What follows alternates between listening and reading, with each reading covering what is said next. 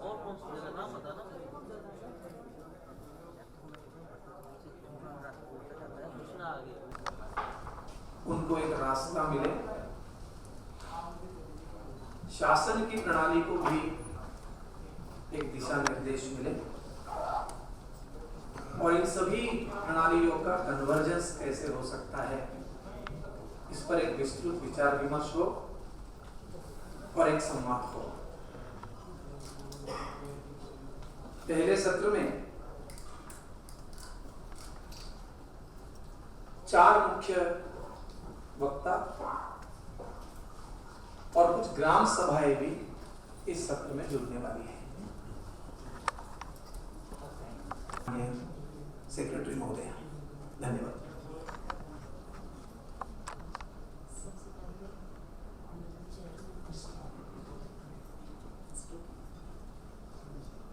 Honorable Chairman NCST, respected members NCST, Secretary Ma'am, the presiding officer for the session, Mr. Donkey,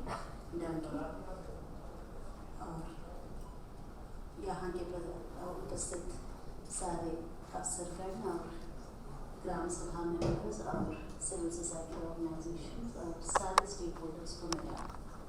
और मैं ये छोटा सा clarification देना चाहूँगी। मैं जॉइंट सेक्रेटरी हूँ मिनिस्ट्री ऑफ ट्राइबल अफेयर्स में। मेरे सेक्रेटरी को मैं यहाँ रिप्रेजेंट कर रही हूँ और मेरे पास जो है छोटा कर दूँगी, थोड़ा विस्तार में ही है एक प्रेजेंटेशन, उसको मैं इस सभा में प्रस्तुत करने की परमिशन मांगते हैं जी।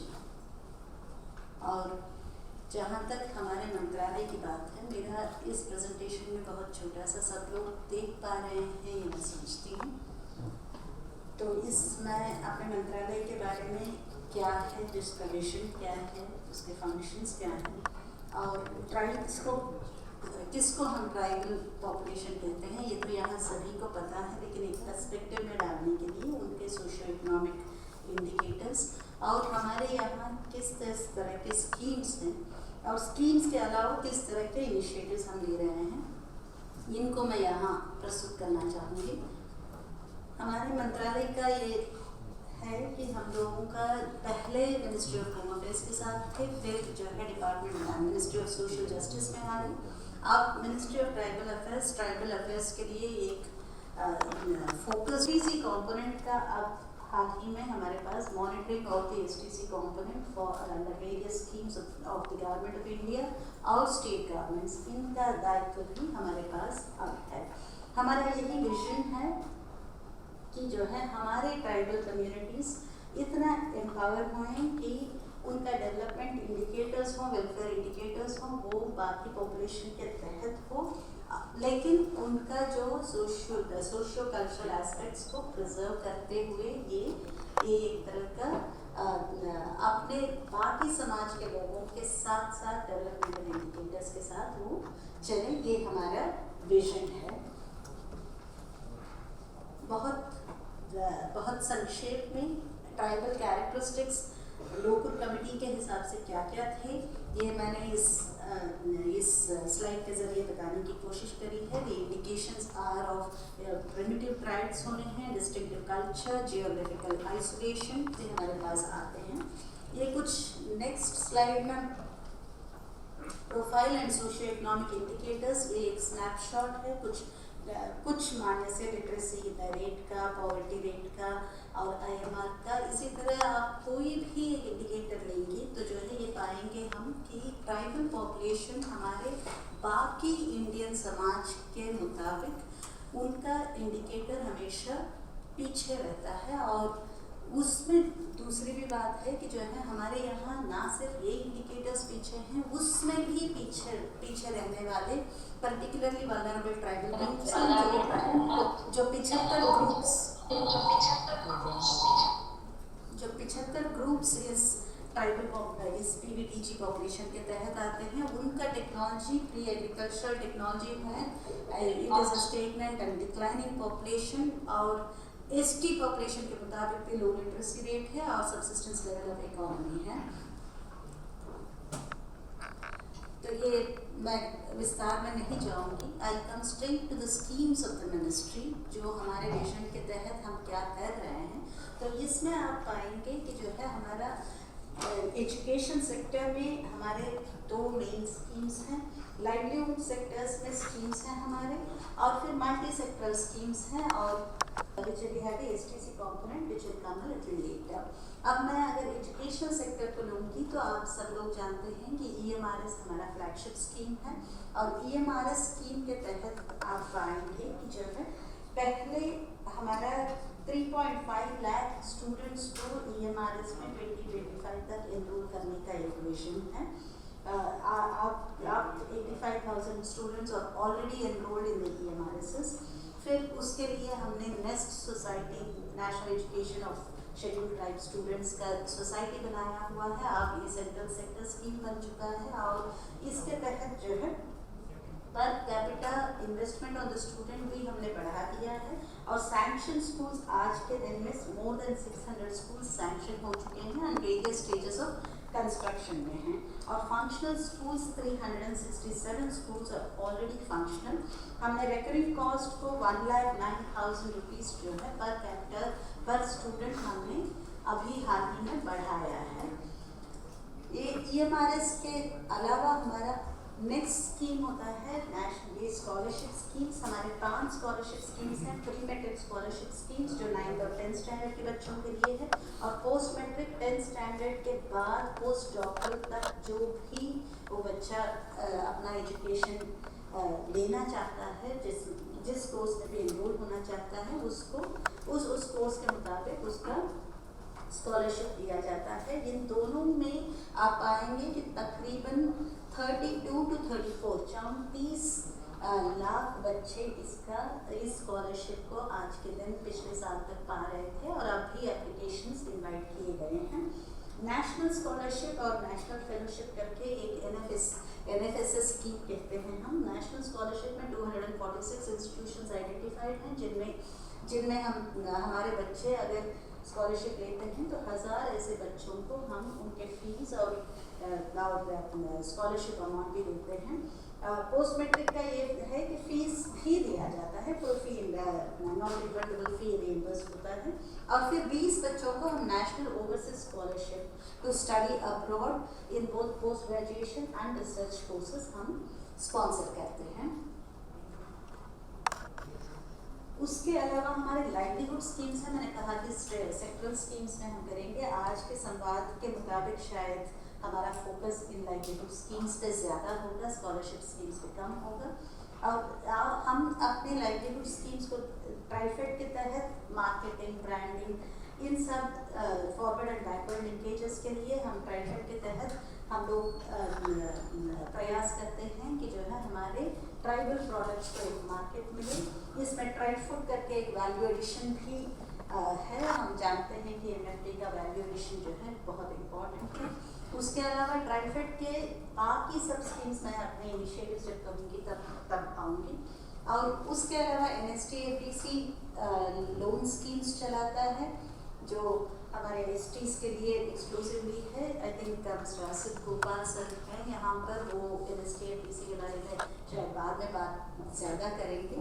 और उसके अलावा हमारा मल्टी सेक्टरल स्कीम्स हैं, जिसमें जो है ग्रांट्स, आप सब जानते हैं कि constitutional grants under 275(1) article 275 of the constitution, हमको एक स्पेशल प्रोविजन है इसके लिए। तो उसके तहत वो एक ओपन एंडेड स्कीम है, इन द सेंस कि स्टेट गवर्नमेंट के प्रपोजल पे बेस्ड है कि कहाँ गैप फिलिंग हो सकता है, वो ग्रांट स्कीम में किया जा सकता है। हमारा दूसरा स्कीम था पिछले साल तक SCA to TSS, जो शेड्यूल्ड ट्राइब कंपोनेंट को हम सप्लीमेंट करते थे, लेकिन अब जो है एक प्रयास है कि इसका कंट्रोल्स बदले। उसका अभी अप्रूवल स्टेट में है, इसलिए उसके मैं डिटेल्स में नहीं जाऊँगी, लेकिन एक होलिस्टिक विलेज डेवलपमेंट का प्रयास मंत्रालय में चल रहा है। फिर इस तरह के एक्टिविटीज़ हम सपोर्ट करते हैं।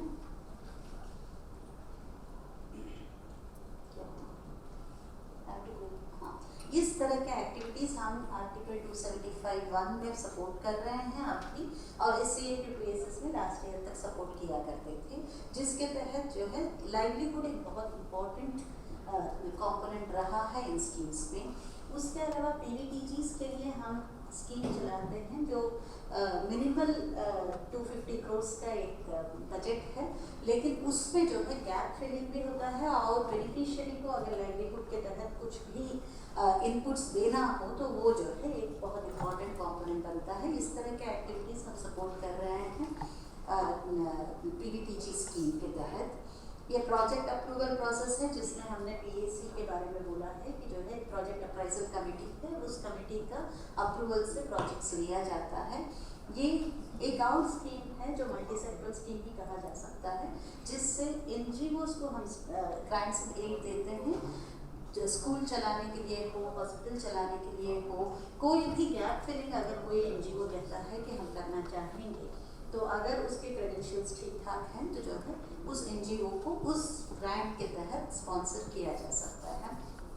और आर्ट एंड कल्चर के प्रिजर्वेशन के लिए tribal festivals, research information and mass education का एक स्कीम है। मैं इसमें बहुत विस्तार में नहीं जाऊँगी क्योंकि आज के टॉपिक के लिए शायद ये उतना इम्पोर्टेंट नहीं है, लेकिन cultural preservation, social cultural preservation of the tribal population is a very important factor that is always kept in mind जब भी हम ट्राइबल डेवलपमेंट स्कीम्स करने की कोशिश करते हैं। और उसी के सिलसिले में ट्राइबल रिसर्च इंस्टीट्यूट्स, जो रिसर्च इंस्टीट्यूट्स हैं वो भी हम 27 इंस्टीट्यूशंस को चला रहे हैं, और ट्राइबल म्यूजियम सैंक्शन हुए हैं, जिनमें जो है नेशनल म्यूजियम रांची में और गुजरात में आ रहे हैं। ये हमारा बजट एलोकेशन है। आप देखेंगे कि धीरे धीरे से हमारा बजट एलोकेशन बढ़ता ही जा रहा है, और मैं खुशी से ये बताना चाहूँगी कि जो है हमारे मंत्रालय में बजट सरेंडर कभी नहीं होता है। फुल यूटिलाइजेशन ऑफ बजट जिन जिन सालों में आपने देखा है, कई सालों से फुल यूटिलाइजेशन हो रहे हैं। अब हमारा एक बहुत ही इम्पोर्टेंट कंपोनेंट है कि जो है और हमारे फंक्शंस में बहुत मान्य रखता है, और वो है कि scheduled tribe component of many schemes, all schemes where there is an STC component, उस STC कंपोनेंट में जो component 10% of the schemes has to go into go in for development of STs, और उसका मॉनिटरिंग अब हमारे पास है 2018-19 से। नीति आयोग ने ट्राइबल अफेयर्स मिनिस्ट्री को इसका नोडल मिनिस्ट्री बनाया हुआ है, और उसके तहत हम कोशिश कर रहे हैं कि जो है मॉनिटरिंग करके और फिर किस तरह से ये पैसा यूज़ हो रहा है, क्या ये पैसा जिस तरह यूज़ करना है यूज़ हो रहा है क्या, सबसे पहला सवाल है। यूज़ अगर हो रहा है तो किस तहत वो यूज़ हो रहा है, ये जो है मॉनिटरिंग हम लगातार कर रहे हैं।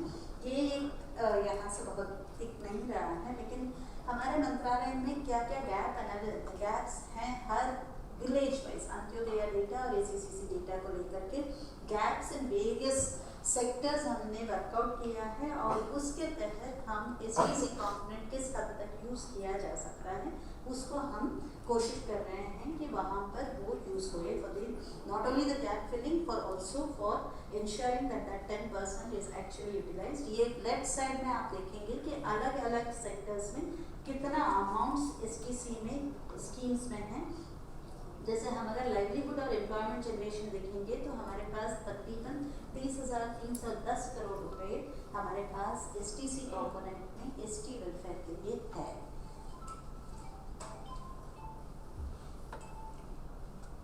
कुछ इनिशिएटिव्स हमने लिए हैं अलग अलग सेक्टर्स में, मैं दिखाना चाहूँगी। पहले लाइवलीहुड सेक्टर, और इसमें आप देखेंगे कि लाइवलीहुड सेक्टर में हमने ये SHGs का ट्राइफेड में बात कर रही थी।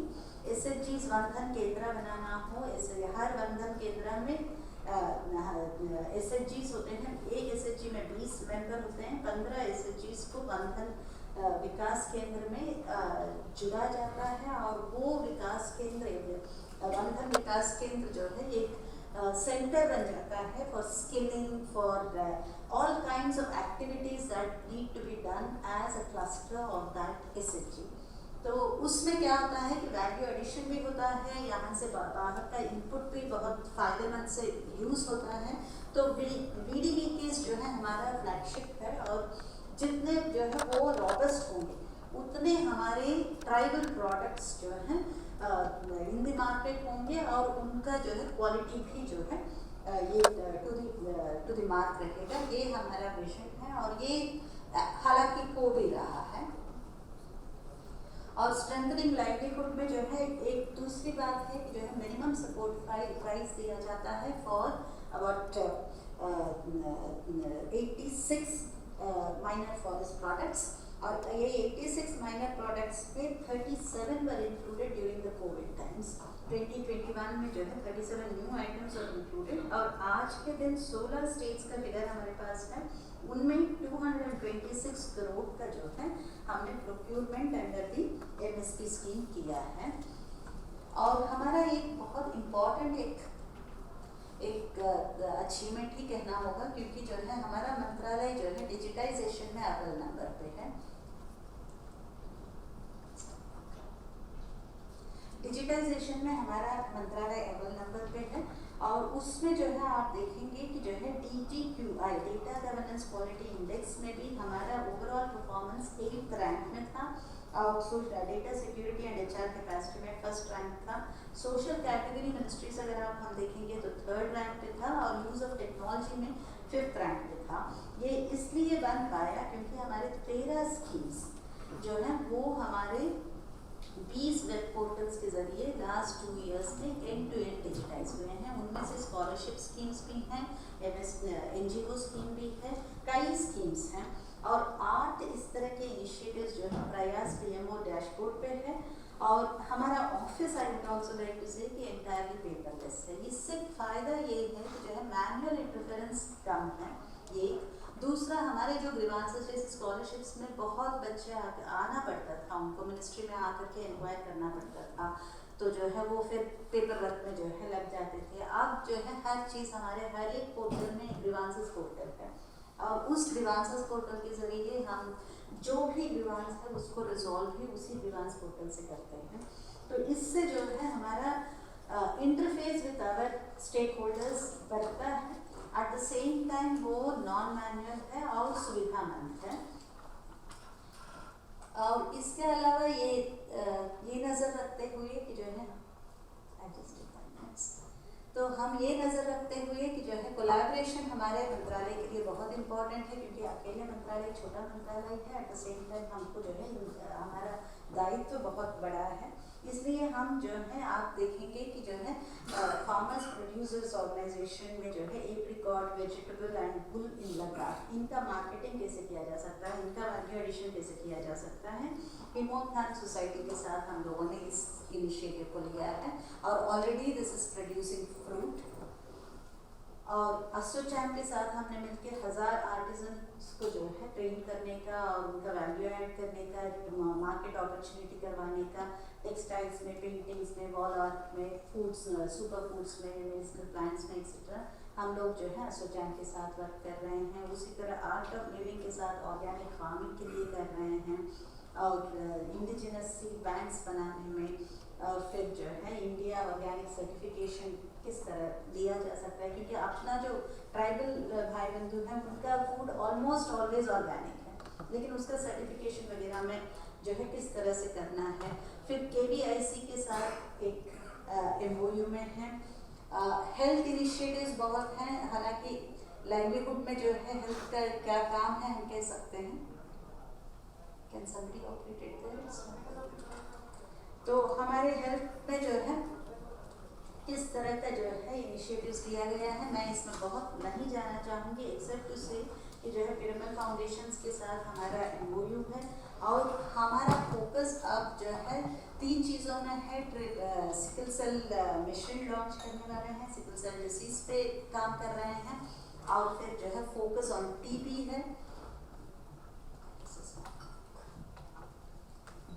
फोकस ऑन TB है। और इसके जो है कुछ इवेंट्स भी हम लोगों ने अभी ऑर्गेनाइज किए थे भारत के आज़ादी का अमृत महोत्सव के सिलसिले में। तो हेल्थ इनिशिएटिव्स हमने लिया है, इसका डायरेक्ट लाइवलीहुड के साथ संबंध ना हो तो भी जो है मैं ये कहना चाहूँगी कि health is a very important factor जो लाइवलीहुड को अफेक्ट करता बहुत है, और इस कारण से जो है हम इस पे ज़्यादा जोर भी दे रहे हैं। Specially sickle cell, TB, malaria, ये सब जो है हमारे ट्राइबल्स में बहुत प्रिवेलेंट है।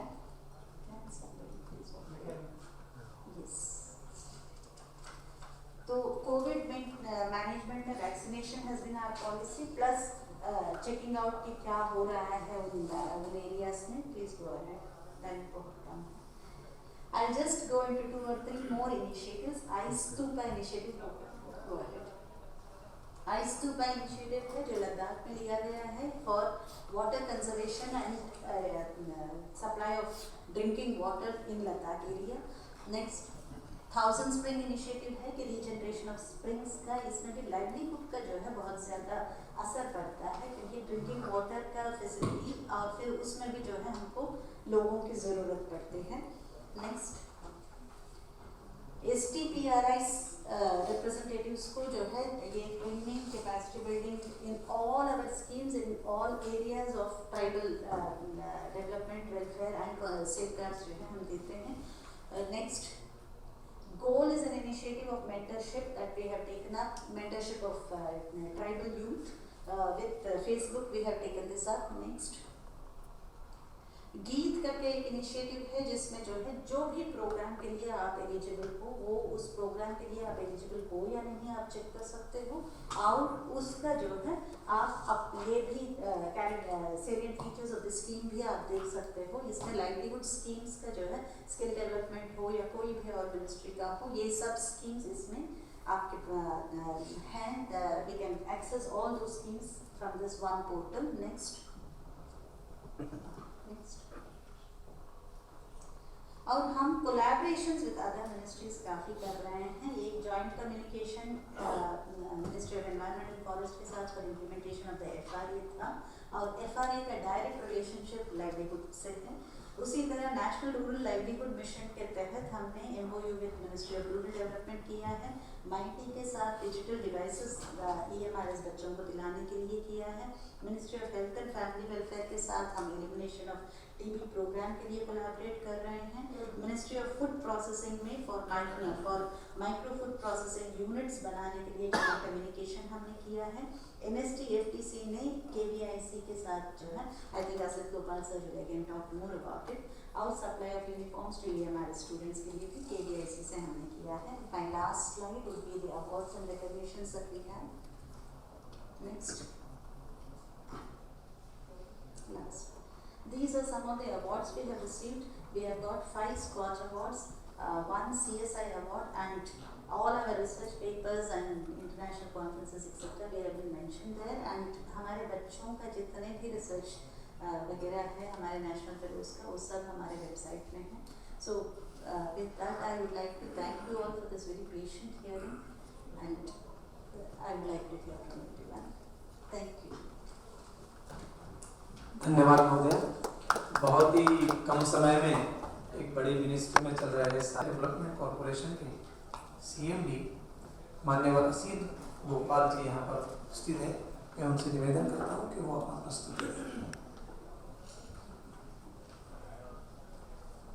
आज के सत्र के उपस्थित NCST के अध्यक्ष महोदय, सदस्य महोदय, इस सत्र के अध्यक्ष महोदय, यहाँ उपस्थित हमारे सभी अधिकारी साथीगण, ग्राम सभा से आए हुए लोग, सभी उपस्थित मान्यवर, मैं NCST को धन्यवाद देना चाहूँगा कि उन्होंने हमें मौका दिया कि हम national scheduled tribe finance and development corporation के बारे में आज आप सभी के बीच कुछ बता सकें।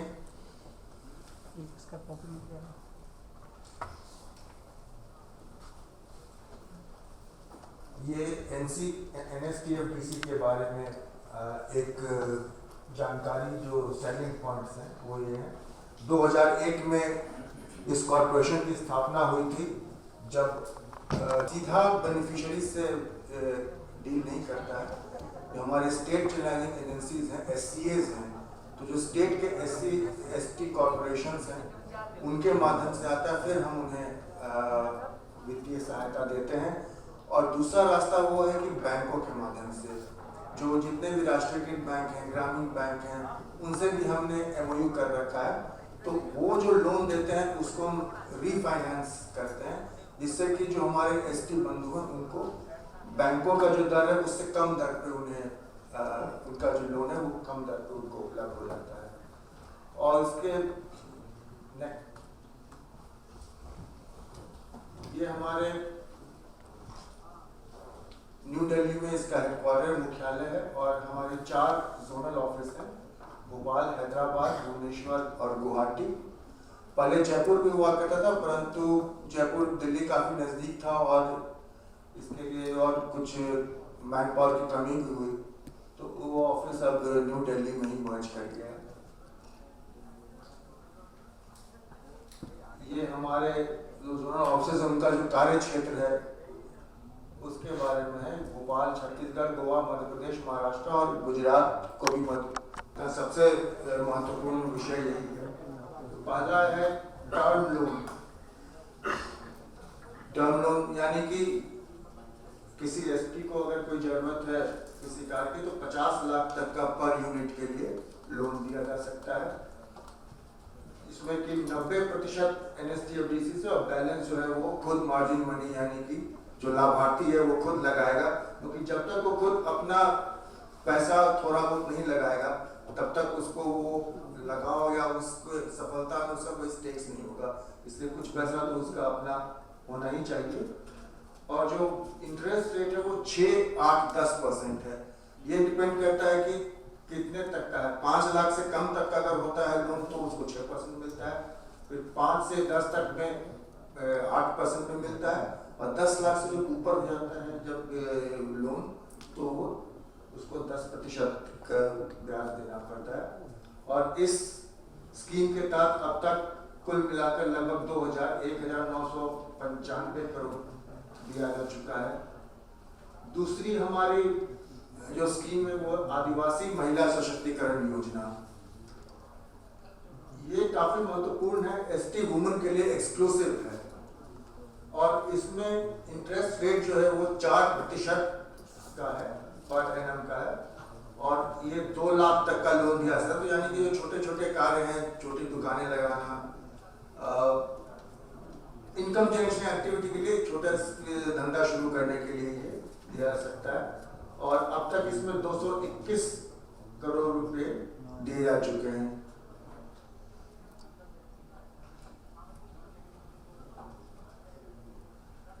फिर है माइक्रो क्रेडिट स्कीम, जिसमें कि हम SHG ग्रुप्स को लोन देते हैं। इसमें 5 लाख तक का एक SHG को दिया जा सकता है और 50,000 की सीलिंग है पर मेंबर की, और इसका इंटरेस्ट रेट जो है वो 6% है। यानी कि टर्म लोन का जो मिनिमम इंटरेस्ट रेट है 6%, वो यहाँ पर लागू होता है। और चौथी स्कीम है हमारी आदिवासी शिक्षा ऋण योजना, जो शिक्षा के लिए दिया जाता है। इसमें 10 लाख तक का लोन दिया जा सकता है और PhD तक की पढ़ाई भारतवर्ष के अंदर ही करने के लिए है। और इसमें इंटरेस्ट सबवेंशन भी दिया जाता है, सब्सिडी मिनिस्ट्री ऑफ HRD से दी जाती है, क्योंकि बच्चा जब तक पढ़ाई कर रहा है तब तक जो इंटरेस्ट एक्यूमुलेट होता है उसको वापस नहीं करना पड़ता उस समय तक। उसके अलावा 1 साल तक का मॉनिटोरियम पीरियड भी होता है, तो पढ़ाई पूरी करने और उसके 1 साल बाद तक उसके बाद ही उसको लोन का रिपेमेंट करना होता है। तो उस पीरियड का जो इंटरेस्ट एक्यूमुलेट होता है वो ministry of HRD interest subvention उसको देती है। और इसका भी इंटरेस्ट रेट जो है वो 6% है, यानी कि टर्म लोन का जो मिनिमम है इंटरेस्ट रेट वो यहाँ पर भी लागू होता है। इसमें डिसबर्समेंट 15.47 करोड़ हुआ है। इस स्कीम में ऑल ओवर इंडिया बहुत जगह से नहीं आ रहे हैं हमें प्रस्ताव। सब मैंने से कारण पता करने की कोशिश की थी कि क्यों नहीं आए। सिर्फ 2-3 स्टेट्स हैं, जैसे त्रिपुरा है, वेस्ट बंगाल है, यहाँ से काफ़ी आते हैं, पर बाकी जगहों से उतने नहीं आते हैं। तो अवेयरनेस की कमी भी है। और दूसरा ये अच्छी बात एक और भी है कि कई स्टेट्स को अपने खुद के बहुत सारे योजनाएं हैं। तो जब स्टेट्स में बच्चों के पास दूसरे विकल्प उपलब्ध हैं तो शायद वो यहाँ पे यहाँ से ऋण लेना नहीं चाहते हो। ये अच्छी बात है कि उनके पास काफ़ी ऑप्शंस अवेलेबल हैं।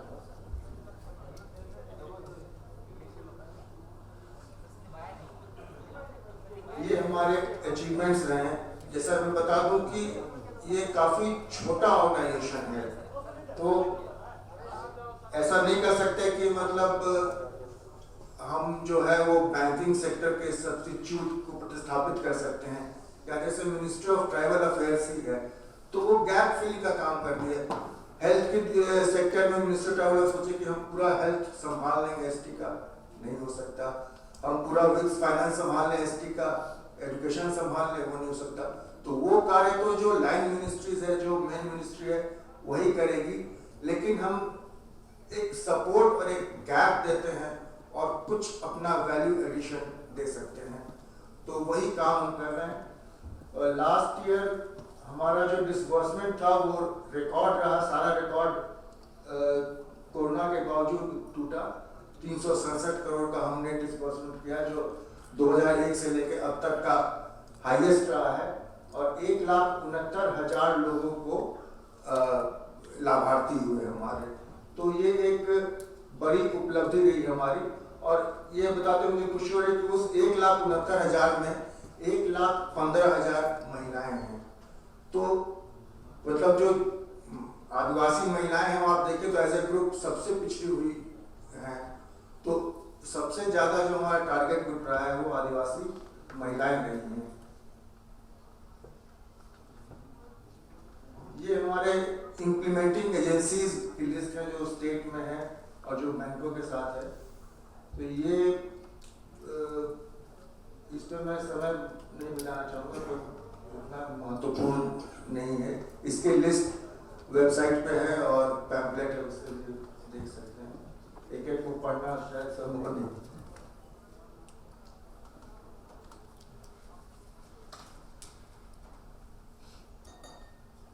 जो हमारे इनिशिएटिव्स हैं रिसेंट, उनके बारे में बताना चाहूँगा कि पहले हमारे यहाँ इनकम की लिमिट थी, और वो इनकम की limit double the poverty line थी, जो रूरल एरिया के लिए 98,000 पर एनम और अर्बन एरिया के लिए 1,20,000 पर एनम थी। तो मुझे लगा कि ये जो लिमिट है ये बहुत कम है। जो आदमी स्ट्रगल कर रहा है अपने जीवन यापन के लिए, वो लोन लेकर कुछ धंधा सोचे, करने की सोचे, शायद तो बड़ा मुश्किल होगा। तो जो बाकी ऑर्गेनाइजेशंस में जो लिमिट थी हमारे एससी कॉर्पोरेशन में, उसके तहत हमने भी इसको 3 लाख पर एनम ये बोर्ड ने पास किया, और ये दोनों क्षेत्रों के लिए 3 लाख वार्षिक आय जो है वो लिमिट की गई। फिर ये लैंडिंग लिमिट जो है टर्म लोन स्कीम की आदिवासी महिला, इन सब का भी जो लैंडिंग लिमिट है वो बढ़ाया गया है। टर्म लोन पहले 25 लाख तक का था, तो हमें फीडबैक मिला कि 25 लाख में कई बार अच्छा धंधा कोई हो तो नहीं हो पाता है, बड़े मशीन जो डंपर ये सब भी 25 लाख से ऊपर के आते हैं, तो इसको बढ़ाकर 50 लाख किया गया। आदिवासी महिला सशक्तिकरण योजना में लिमिट 1 लाख थी, उसको बढ़ाकर लोन की लिमिट 2 लाख की गई। फिर उसके बाद हमने कुछ नए स्कीम्स भी बनाए, जैसे स्टैंड अप इंडिया के साल माननीय वित्त मंत्री जी ने बजट में भी लाया, तो मार्जिन मनी काफी था उसका, तो उसमें हमने कहा कि NSTFDC की स्कीम है कि 5% को छोड़ के बाकी 10% तक मार्जिन मनी भी स्टैंड अप इंडिया के तहत चाहे तो NSTFD से ST लाभार्थी लोन के रूप में ले सकता है। इसके अलावा एक और इनिशिएटिव है जो यहाँ दर्शित नहीं है, वो ये है कि NSTFDC की एक स्कीम है जो विशेष रूप से FRA लाभार्थियों के लिए थी, जो फॉरेस्ट राइट्स एक्ट के तहत जो बेनिफिशियरी हैं उनके लिए बनाई गई थी। पर देखा गया कि वो जो स्कीम बनी थी उसके जो शर्तें थी और वो हूबहू वही थी जो टर्म लोन के लिए थी। तो मुझे लगा कि फिर ये टर्म लोन के लिए जब वही सारी शर्तें हैं तो अलग से स्कीम बनाने कोई औचित्य ही नहीं है। और ये तो मतलब जो बेनिफिशियरी हैं FRA के, वो वैसे लोग हैं जो बिल्कुल ही निचले स्तर पर, STs नहीं बिल्कुल निचले स्तर पर, जो बिल्कुल जंगल के बगल में रह रहे हैं।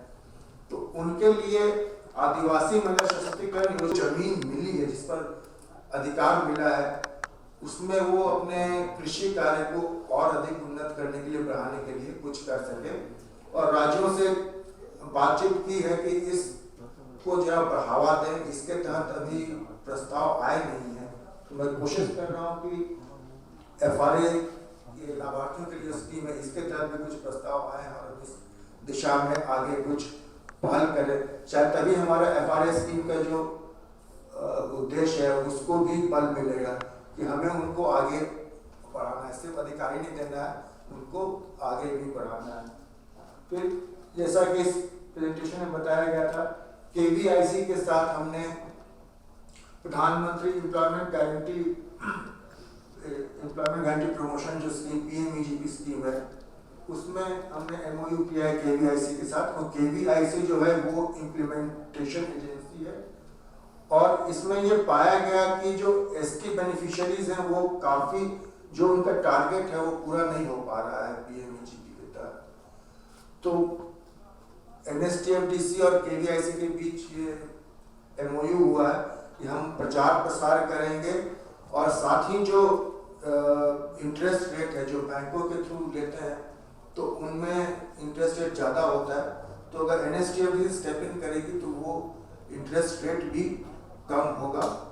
और इसके तहत हम लोग मिनिस्ट्री ऑफ फूड प्रोसेसिंग के साथ भी हमने MOU किया है, और उम्मीद है कि इसमें भी हमें अच्छी सफलता मिलेगी।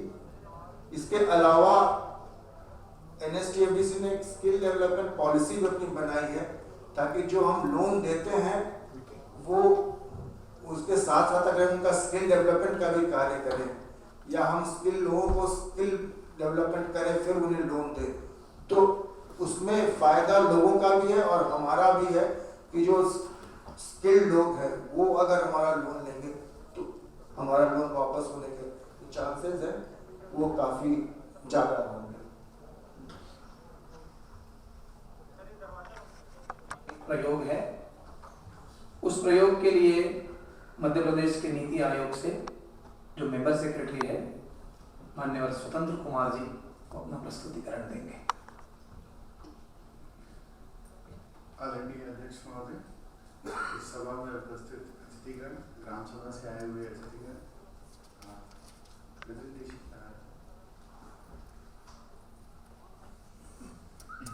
सर, मैं जब तक प्रेजेंटेशन स्टार्ट होता है मैं थोड़ी सी इसकी भूमिका बना दूँ। देवरण्य योजना भी बहुत ही, जैसा सर ने कहा कि कुछ ही महीने पहले माननीय मुख्यमंत्री जी ने एक सभा में इसे संबोधित करते हुए अनाउंस किया कि ये देवरण्य योजना मूल रूप लेगी बहुत ही जल्दी।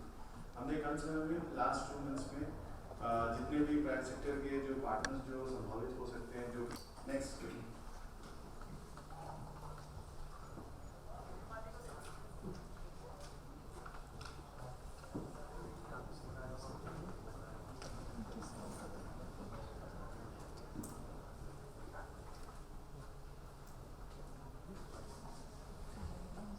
सर, मुख्य उद्देश्य ये है कि जो ट्राइबल एरियाज में जो ट्राइबल पॉपुलेशन खासतौर पे आयुर्वेदिक के जो प्रोडक्ट का उत्पादन होता है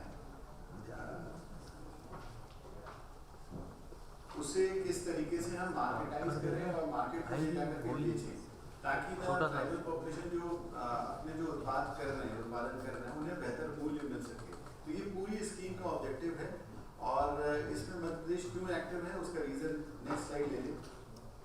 सर, मैं बताना चाहूँगा कि हमारे मध्य प्रदेश में फॉरेस्ट का जो एरिया है वो अच्छा खासा 25% एरिया है, और इसमें मैं जो कैटेगराइजेशन है वो स्लाइड्स में ऑलरेडी है। वेरी डेंस फॉरेस्ट सब सारी चीज़ें हैं, थोड़ा धीरे, ठीक है। और ये कैटेगराइजेशन है फॉरेस्ट की, जिसमें जो वेरी डेंस फॉरेस्ट है उसका भी बहुत बड़ा एरिया है, और मॉडरेटली डेंस फॉरेस्ट है जहाँ पे कई सारे पट्टे भी दिए गए हैं, वो सब सारी चीज़ें इसमें आती हैं, और वहाँ पे ट्राइबल की पॉपुलेशन की डेंसिटी भी बहुत ज़्यादा है। नेक्स्ट स्लाइड ले लें। सर, मैं इस एक ही स्लाइड में एक पॉइंट को मैं हाईलाइट करना चाहूँगा कि ऑल ओवर इंडिया में 9% जो पॉपुलेशन है वो ट्राइबल पॉपुलेशन है, लेकिन मध्य प्रदेश में 21% पॉपुलेशन ट्राइबल की है, और ये अपने आप में एक बड़ा साइज है। और ज़्यादातर जो पॉपुलेशन है ट्राइबल पॉपुलेशन वो कल्टिवेटर्स और एग्रीकल्चर लेबरर्स में इन्वॉल्व है। हमारे यहाँ जो मुख्यतः जो भील, लास्ट स्लाइड, जैसा कि असिन गोपाल सर ने कहा कि ये जो फाइनेंशियल सपोर्ट है इस एरिया में भी मेरा अनुरोध है मिनिस्ट्री से कि हमें ये जैसे ही हम इसको और मैच्योरिंग फेज में लेके जाएंगे हमें फाइनेंशियल सपोर्ट की भी आवश्यकता होगी, क्योंकि कई सारे एरिया जैसे हमने कोऑपरेटिव सेक्टर से भी पूरा हेल्प लिया है, बैंक से भी हमारा पूरा टाइप हो रहा है, फाइनेंशियल सपोर्ट की भी आवश्यकता रहेगी जो कि फिलहाल अभी उस एरिया में उतनी नहीं है। वैल्यू एडिशन का जो पार्ट है इम्पोर्टेंट इसलिए है क्योंकि बेहतर मूल्य के लिए ज़रूरी है कि हम किस तरीके से, जैसे गार्लिक का प्रोडक्शन है, लहसुन को अगर जितना हम मिश्रित और अपना फाइनल मटेरियल में इसको करेंगे तो ये एक्सपोर्ट ओरिएंटेड वाले आइटम बनते हैं और हमारे लिए कहीं ना कहीं एक्सपोर्ट का काम करेंगे और बेहतर दाम हमारे ड्राइवर के पॉपुलेशन को मिल सकेगा। ऑनलाइन सेल्स के माध्यम से मैं आने वाली स्लाइड में बताऊंगा कि किस तरीके से हम लोगों ने कुछ जिलों को आइडेंटिफाई किया है जहाँ पे ऑनलाइन सेल के प्लेटफॉर्म हम निर्मित करेंगे ताकि हमारे यहाँ के जो ट्राइबल हैं थ्रू जो माध्यम जो उनको दिया जाएगा वो सीधा इंटरनेशनल और नेशनल मार्केट में अपने प्रोडक्ट को बेच सकें। नेक्स्ट, इंस्टीट्यूशनल टाइप्स जो अभी मैं आने वाली अभी जो हम लोगों ने कर रहे हैं जो एनजीओस के साथ में और प्राइवेट सेक्टर प्लेयर्स के साथ में इंस्टीट्यूशनल टाइप जो कि अभी नहीं है फिलहाल। नेक्स्ट स्लाइड, हमारे माननीय मुख्यमंत्री जी इनकी यह पॉजिटिव कमिटमेंट है। मैं चाहूँगा कि आज उनका भाषण सभा में दिया एक बार आवाज़ कर दें।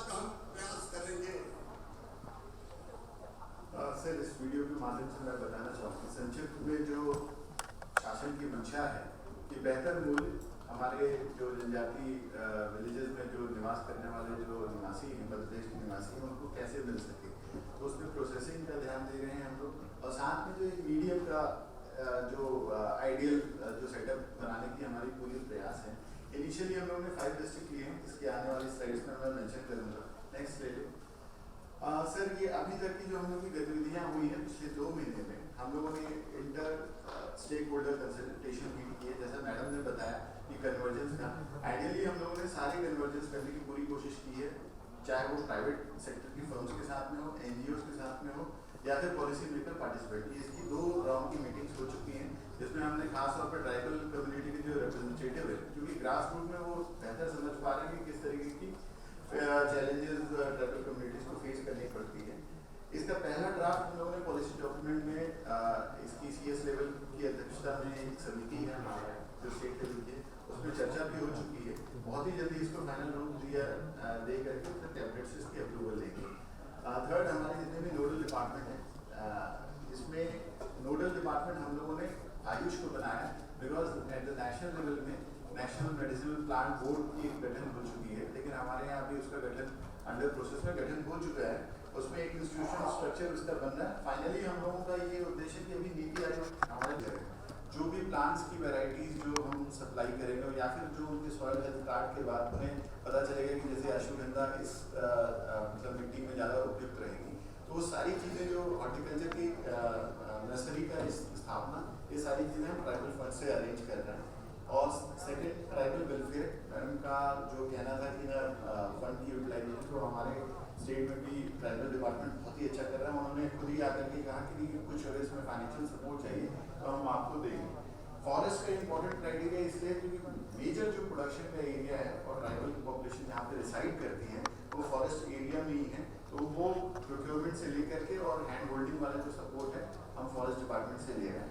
एग्रीकल्चर का ऑब्वियसली क्योंकि सॉइल हेल्थ कार्ड और कैसे मिट्टी परीक्षण रिपोर्ट के आधार पे उन्हें हम फसल का रिकमेंडेशन दे पाएंगे, तो एग्रीकल्चर डिपार्टमेंट का भी इसमें पूरा कोऑर्डिनेशन है। साथ में पंचायत रूरल डेवलपमेंट का भी कर रहे हैं, क्योंकि रिसेंटली एक 2020 की एक सर्कुलर इशू हुई है सेंट्रल गवर्नमेंट से, जिसमें मेडिसिनल और एरोमेटिक प्लांट्स को मेजर प्रोडक्शन के लिए मनरेगा के थ्रू कन्वर्जेंस किया गया। तो वो पीएनआरडी के लिए मतलब स्ट्रेटेजिक और डायनेमिक रहेगी। जब भी कोई जरूरत पड़ेगी तो हमारे लेवल पे या फिर हमारे द्वारा जो रिप्रेजेंट कर रहे हैं एनजीओस वो तुरंत ही हमें इन्फॉर्म करेंगे और हम पॉलिसी इंटरवेंशन अपने लेवल पे सजेस्ट कर पाएंगे डिपार्टमेंट्स को। ये सारी चीजें मॉनिटरिंग कोऑर्डिनेशन राइट नाउ अभी नीति आयोग हम लोग कर रहे हैं, लेटर ऑन हम ट्रांसफर कर देंगे आयुष को। सर ये स्ट्रेटेजीज हैं इम्प्लीमेंटेशन की। कन्वर्जेंस सबसे इम्पोर्टेंट है, हमारे सबसे बड़ा बेस जो इस योजना को सक्सेसफुल बनाएगा वो कन्वर्जेंस ही है। सेकेंड है strategic partnership with the private entrepreneur pharmaceutical industry.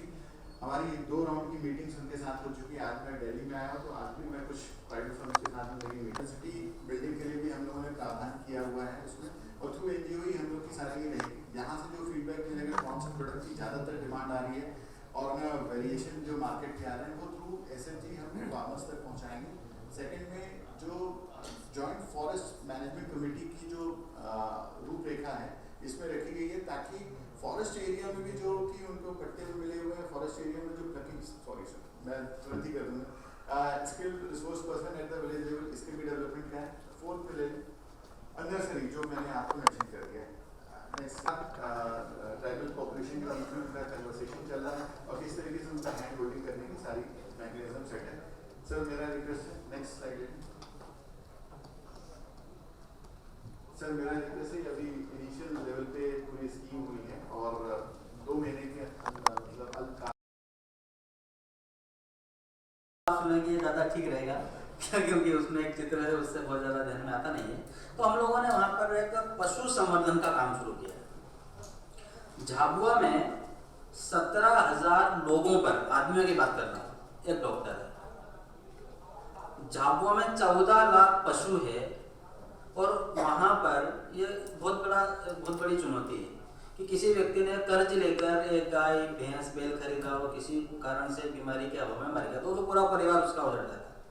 तो हम लोगों ने सोचा कि झाबुआ में इस विषय को लेकर काम करना चाहिए, पर वहाँ पर चिकित्सक सुविधाओं का तो एकदम ही बहुत ही ज़्यादा पुअर कंडीशन है। दूसरा ध्यान में आया कि ये जो 14 लाख पशु है ये दूध है, उनको कुछ चीज़ें सिखा दी कि अगर आप ऐसा करेंगे तो आप इसको पाल कर अपने घर को ठीक चला पाएंगे। ऐसे होने के बाद में उन युवाओं ने विचार किया कि हमको बैंक से लोन लेना चाहिए। उन्होंने उद्योग में बात करी, कुछ पैसा खर्च किया, सारे डॉक्यूमेंट्स तैयार किए और आखिरी में जब वो बैंक गए तो बैंक वाला ने उनको ये बोल दिया कि आपको बिना गारंटर मतलब कोई नौकरी वाला आदमी अगर आपकी गारंटी लेता है तो हम आपको लोन देते हैं, नहीं तो नहीं मिलेगा। और नहीं मिला, हमें आने भी लगे हैं, पर वो बहुत छोटे प्रयास है। वास्तव में अगर ये झाबुआ में भी ऐसी स्थिति आ गई है जन जागरण विषय को लेकर कि बहुत बड़ा सकारात्मक बदलाव झाबुआ में लाया जा सकता है अगर उनको छोटी छोटी चीज़ें मतलब उनको अवेयरनेस ट्रेनिंग चाहिए, स्किल हुनर, उसके साथ में उनको प्रोसेसिंग वैल्यू एडिशन की कुछ चीज़ें सिखाई जाए और इसके साथ में उसको कुछ फाइनेंशियल सपोर्ट मिला जाए। और फाइनेंशियल सपोर्ट में भी झाबुआ जैसी जगह में जो बात ध्यान में आती है कि वहाँ पर मंथली हम लोग पैसा नहीं दे सकते। हाँ, पर ऐसा हो सकता है कि सीजनली अगर हमको 3-3, 4-4 महीनों में किस्त भराने की व्यवस्था हुई तो हम दे सकते हैं। और अभी तो ऐसा है ना, अभी तो ऐसा है कि हर महीने भरना है और हर महीने भरना ही नहीं। अगर इस महीने पैसा अगर नहीं भरता है तो अगले महीने उसका भी ब्याज लगता है, तो जैसे डबल होता जाता है। तो हमको 50,000 का अगर 60,000 में ब्याज का भरना है तो भरते भरते जब वो लंबा होता है तो हमको 20-30 हज़ार रुपये भर जाना पड़ता है। तो उस कारण से भी ये चीज़ें छूट जाती है वास्तव में। झाबुआ में वैसे भी हम लोग देखते हैं तो वहाँ बीज बैंक जैसी कोई व्यवस्था नहीं है, स्टोरेज जैसी कोई व्यवस्था नहीं है। सीजन में छोटे होता है तो वो तत्काल बेचना ही पड़ता है क्योंकि वहाँ वैसी कोई व्यवस्था नहीं है। तो वो भी एक वहाँ पर चुनौती के रूप में हम लोगों को ध्यान में आ रही है। शिवगंगा ने उस ढंग का प्रयास करके शुरू करा है।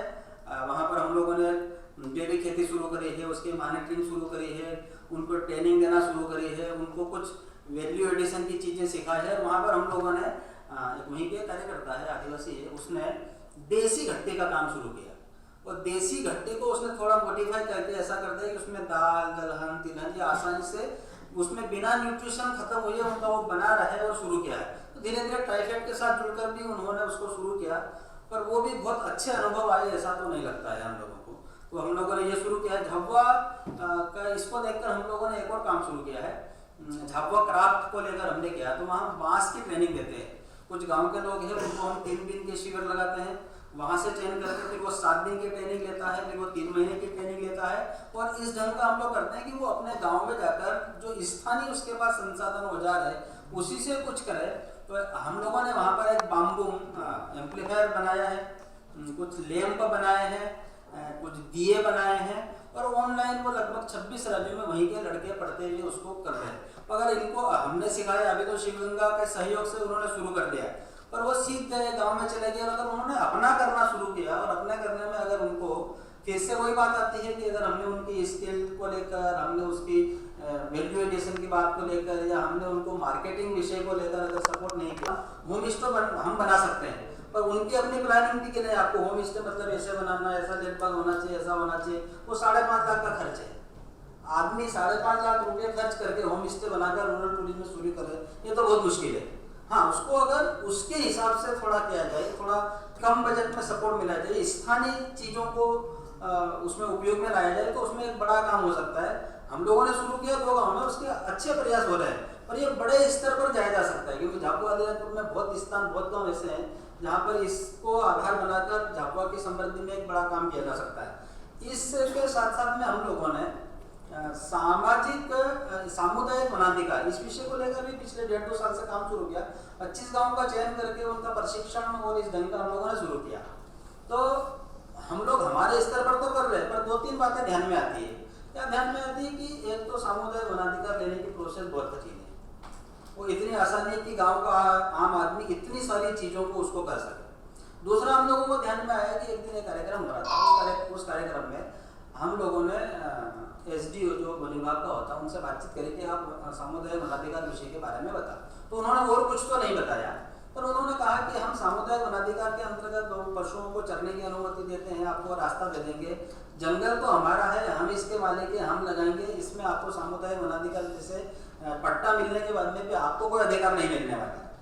हम लोगों ने जो थोड़ा बहुत पढ़ा था, हम मिलिंद जी के पास गए थे, वहाँ ट्रेनिंग लेकर आए, तो ऐसा पता लगा कि सामुदायिक वनाधिकार का हक मिलने के बाद में तो बहुत सारा किया जा सकता है। क्योंकि ये बात ध्यान में आती है कि अगर आज से हम थोड़ा पुराना झाबुआ को हम देखते हैं, तो झाबुआ की संपूर्ण समृद्धि के आधार में फॉरेस्ट था, उसी से पानी अच्छा होता था, उसी से सारा खाद्य मिलता था, उसी से बाकी चीजें होती थी, उसी से पूरी आजीविका चलती थी, सारा उससे होता था। तो पिछले कुछ सालों में वो लगभग खत्म सा भी हो गया, ये जो जहाँ पर है वो भी बचा हुआ है। पर ऐसे में अगर हमको सामुदायिक वनाधिकार क्या है, इसको लेना कैसे, इसकी सरल कैसे प्रक्रिया हो, तो सबसे बड़ी बात तो ये ध्यान में आती है कि वहाँ जो जिम्मेदार लोग हैं, हमने SDM को बोला तो SDM साहब बोलते हैं कि आप SDO को पूछो, SDO साहब से बात करते हैं तो बोलते हैं हेलो। तो साथ में हम लोगों ने सामाजिक उद्यमिता विषय को लेकर भी काम शुरू किया। पिछले 2 साल के कोरोना में ये विषय ध्यान में आया, ध्यान में पहले से भी था पर फिर भी ध्यान में आता है कि प्रत्येक गाँव में है जिनमें 2000-3000 की आबादी है, पर वहाँ के किसी भी युवा को किराना दुकान है तो बहुत छोटी है, उसको बड़े का एक्सपोजर ही नहीं है, उसको किस ढंग का सिखा समझाया जाए ताकि वो आगे बढ़ना क्या कर सकते हैं। उसके साथ साथ में ऐसा ध्यान में आता है कि वहाँ पर कटिंग का हो सकता है, टेलरिंग का छोटे छोटे हो सकते हैं। आप तो मोटरसाइकिल झाबुआ के हर घर में है, पर उनकी सर्विसिंग पंचर जैसा कुछ भी सिखाने को नहीं है। अब तो ट्रैक्टर भी कहीं कहीं आने लग गए, बिजली की चीज़ें आ गई है। इन सब चीज़ों के साथ में हम लोगों ने वहाँ पर जैसे सौर ऊर्जा को लेकर को सिखाना शुरू किया। तो हम जनरली ध्यान में ऐसा आता है कि थोड़ा सिखाया छोड़ दिया, उसको 50,000 की जरूरत थी और 5,000 रुपये देकर छोड़ दिया, तो हम हमेशा पकड़ते छोड़ देते हैं। मेरे को ऐसा लगता है कि ग्रामीण क्षेत्र जो इतने समय से वंचित रहा है सारी चीज़ों से, सारे एक्सपोजर से, उसको पूरा सर्कल हम जब तक नहीं ले जाएंगे तब तक उसका विश्वास तो नहीं पैदा होने वाला। इसलिए वो पूरा काम करना पड़ेगा। तो मुझे ऐसा लगता है कि ऐसे वनांचल जैसे क्षेत्र में हम एक बहुत बड़ा सकारात्मक परिवर्तन और बदल ला सकते हैं, क्योंकि ये बहुत जरूर हो गया। तो मुझे ऐसा लगता है कि ये सब चीजें हमको समग्रता से सोचना पड़ेगी और बहुत छोटी छोटी बातें हैं, मतलब गांव का आदमी रहता कैसे है, खाता कैसे है, सोचता कैसे है, उसकी समस्याएं क्या है, वो क्या सपने देखता है, उसको क्या आवश्यकता लगती है, हर एक बात में उनकी सहभागिता और सहभागिता के साथ में आवश्यकता अनुसार तकनीकी से लेकर सारी चीजों में फाइनेंशियल सपोर्ट से लेकर पूरा हम सोचेंगे। और ये भी ध्यान में आता है कि अभी जो बात चल रही थी कि अलग अलग विभाग हर छोटा छोटा सब सहयोग करते हैं पर आपस में कोई समन्वय नहीं है, इसने इतना लाके छोड़ दिया, इतना हो गया, फिर इसने इतना लाके कर दिया। तो कुल मिला के मुख्य बात वही कि सबके सहयोग से अगर कुछ होगा तो हम बड़ा परिवर्तन कर सकते हैं। नमस्ते। विभिन्न स्थानों से जुड़े हैं। महाराष्ट्र के नंदुरबार जिले को हम सब लोग जानते ही हैं, जनजाति क्षेत्र माना जाता है। वहां के अक्कलकुआ तहसील से, मोलगी ब्लॉक से कंजाला ग्राम सभा के लोग अभी पहाड़ों में जहां एक रेंज आ रही है वहां बैठे हुए हैं। आप अगर सुन पा रहे हैं, श्री राम सिंह दादा वल्ली, आप सुन पा रहे हैं? और सर हाँ, राम सिंह दादा सातपुड़ा की पहाड़ियों में गत अनेक वर्षों से वहां के जन आज के मीटिंग में अध्यक्ष महोदय जी, मैं सबको हमारे नंदुरबार डिस्ट्रिक्ट के ओर से, महाराष्ट्र के ओर से सबको नमस्ते। मेरा जो विलेज है कंजाला करके, वो नंदुरबार डिस्ट्रिक्ट में अक्कलकुआ तहसील में नर्मदा किनारे के मेरा विलेज है। वहाँ पे हम लोग अलग अलग प्रकार से वो विलेज कैसे डेवलप किया जाए इसके बारे में थोड़ा काम करते हैं। तो वहाँ तक बिजली नहीं है, रास्ता नहीं है, वो बात अलग है, लेकिन अभी 4 साल हो गए कि हमारे यहाँ बिजली आई है और रास्ता भी बना है। 2014 में हम लोगों ने एक जंगली जो सब्जियां है वो सब्जियां अभी लुप्त होने जा रही है, इसके लिए उसको टारगेट रख के हम लोग हमारे यहाँ के डॉक्टर हेडगेवार सेवा समिति का कृषि विज्ञान केंद्र है और योजक के डॉक्टर साहब आदि जो बोल रहे हैं, उनके माध्यम से हम लोग वहाँ पर काम करते हैं। ये करते करते वो विलेज में टॉप टू बॉटम का एक कृत्या आराखड़ा बनाने के लिए हम लोग सरकारी जो विभाग है उनसे प्रयास करते हैं। लेकिन हमें दिक्कत ये आता है कि वो इलाका जो है वो वन विभाग का भी है, महसूल का भी है, और इसके लिए वो टॉप टू बॉटम का ये करने का है। तो वन विभाग के वहाँ हम जाते हैं तो वो बोलते अपने को महसूल के वहाँ जाना पड़ेगा, महसूल के वहाँ जाते हैं तो वो बोलते हैं कि उनके वहाँ जाना पड़ेगा। इससे प्रॉब्लम्स आते हैं। वो करते करते वहाँ पे अभी जो सब्जी का कार्यक्रम है वो 2014 में 18 महिला से लेके काम शुरू किया था। अभी वो उसकी एक यात्रा होती है और दूसरा एक जैविक विविधता मेघालय जैव विविधता केंद्र करके वहाँ पे एक केंद्र बनाया है गाँवों ने, और उसमें 350 से अधिक बीज और जंगली जो बीज है वहाँ पे इकट्ठा लोगों ने किया है। ऐसा काम चालू है वहाँ पर। ये करते करते अभी क्या है कि 180 एकड़ जमीन हमें CFR में मिली है, उसका प्लानिंग हमें आगे करना है। लेकिन क्या है कि उसमें जो वन विभाग का कक्ष है वो कहाँ से कहाँ तक है वो हमें पता नहीं है। वो करने के लिए अभी हमको हम कम से कम अभी ये 7 साल हो गए उसको, और जो विलेज है वो एक महसूल 58 साल को बना, और वो विलेज को गाँव के लिए गवर्नमेंट ने 1980 साल में जगह दी थी। तो अभी तक वो लड़ते लड़ते अभी वो जगह जो है वो अभी मुझके मिली है। तो भी गांव का जो एरिया है एक दूसरे गांव से थोड़ा झगड़ा होता है, तो वो वन विभाग ने और तुम्हारे महसूल विभाग ने उसको एक क्या बोलते हैं उसको, जो बाउंड्री है वो बाउंड्री फिक्स करना चाहिए। तो ये इतना उसमें दिक्कत आती है। तो अभी और भी इतने सालों से 40 साल से हम लोग ये कर रहे हैं। तो अभी एक आधा गाँव अभी ये और 4 विलेज उसमें बाकी है।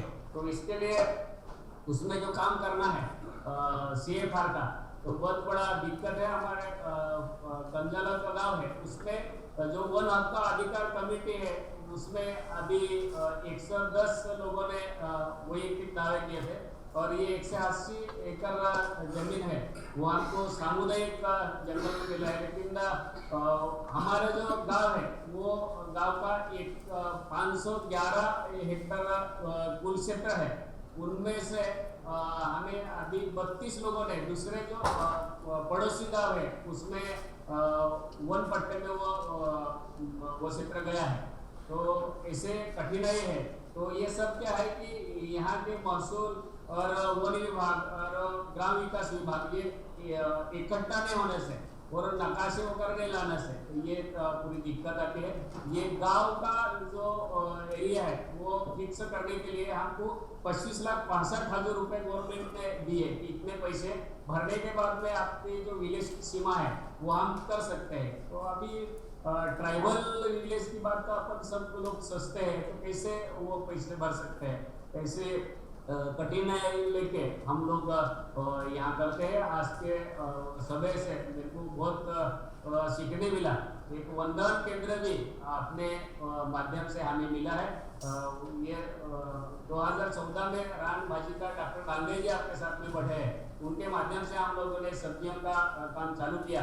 करते करते अभी वंदन केंद्र भी हमें मिला है। गाँव तक रास्ता भी अभी आया है, गाँव तक लाइट भी अभी आई है और भगर बिल भी एक हम लोगों ने बनाया है। ऐसा प्रयास चालू है। तो मेरा बोलना आपने सुन लिया, इसके लिए धन्यवाद। धन्यवाद राम सिंह दादा। हमारे यहाँ दूसरे नासिक जिले से रगतविहीर नाम की ग्राम सभा के लोग बैठे हुए हैं। वो लोग अपनी कुछ बातें बताना चाहते हैं। वहाँ अजीत गावित और उनके सहयोगी बैठे हुए हैं। अजीत जी, आप सुन पा रहे हैं ना?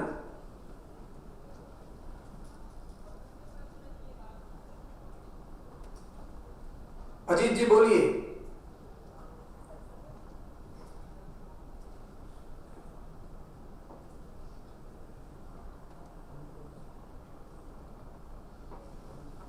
आवाज आ रही है?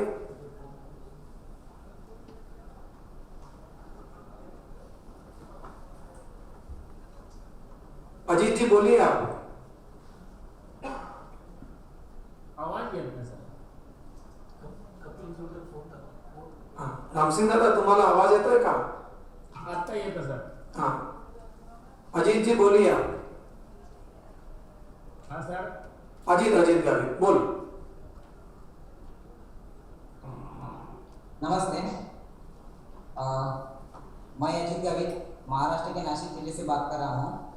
सबसे पहले तो राष्ट्रीय अनुसूचित जनजाति आयोग के सामने हमारे गांव की बात रखने का हमें जो अवसर मिला, ये हम हमारा सौभाग्य मानते हैं और आपने हमें आपके सामने हमारे गांव की बात प्रस्तुत करने का जो अवसर दिया, इसके लिए हम आपके शुक्रगुजार हैं।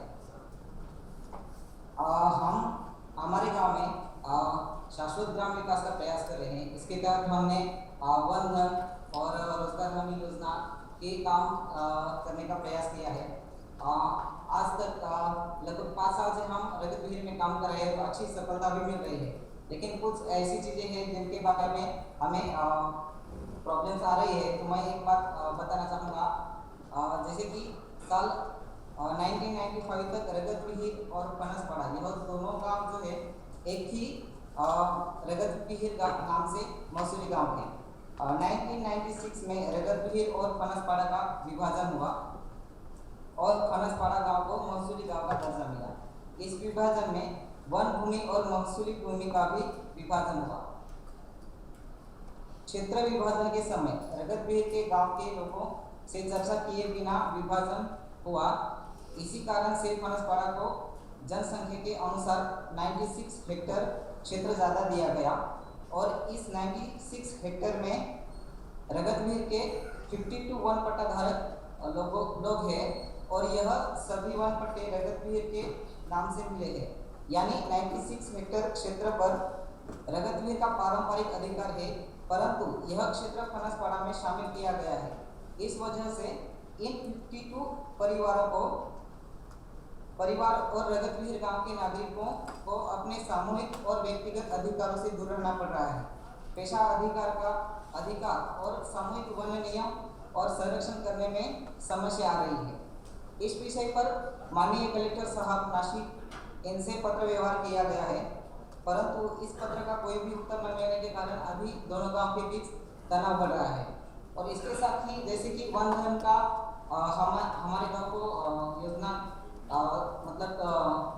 मिली है, तो उसके तहत हम काम कर रहे हैं, लेकिन जो वन उपज है और पारंपरिक वन उपज है उसको मतलब कि उसके बारे में कुछ प्रोसेसिंग करना हो तो इसके बारे में दिक्कत आ रही है।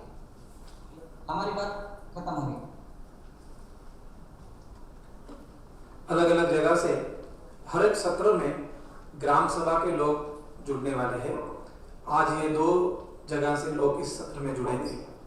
अब यह सत्र जो है, जिन लोगों ने प्रस्तुतियां की है उनके लिए आपके मन में जो कुछ प्रश्न है, कुछ सुझाव है, तो यह सत्र अभी चर्चा के लिए खुला है।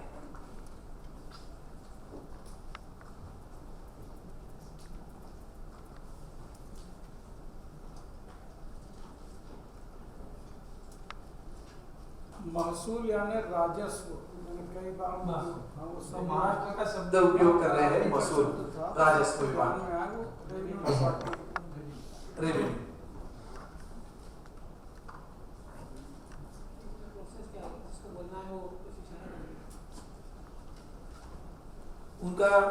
उनके कहने से ये लग रहा है कि ये जो पत्र अब उन्होंने उनकी शिकायत दर्ज कर दी है, तो उनको भी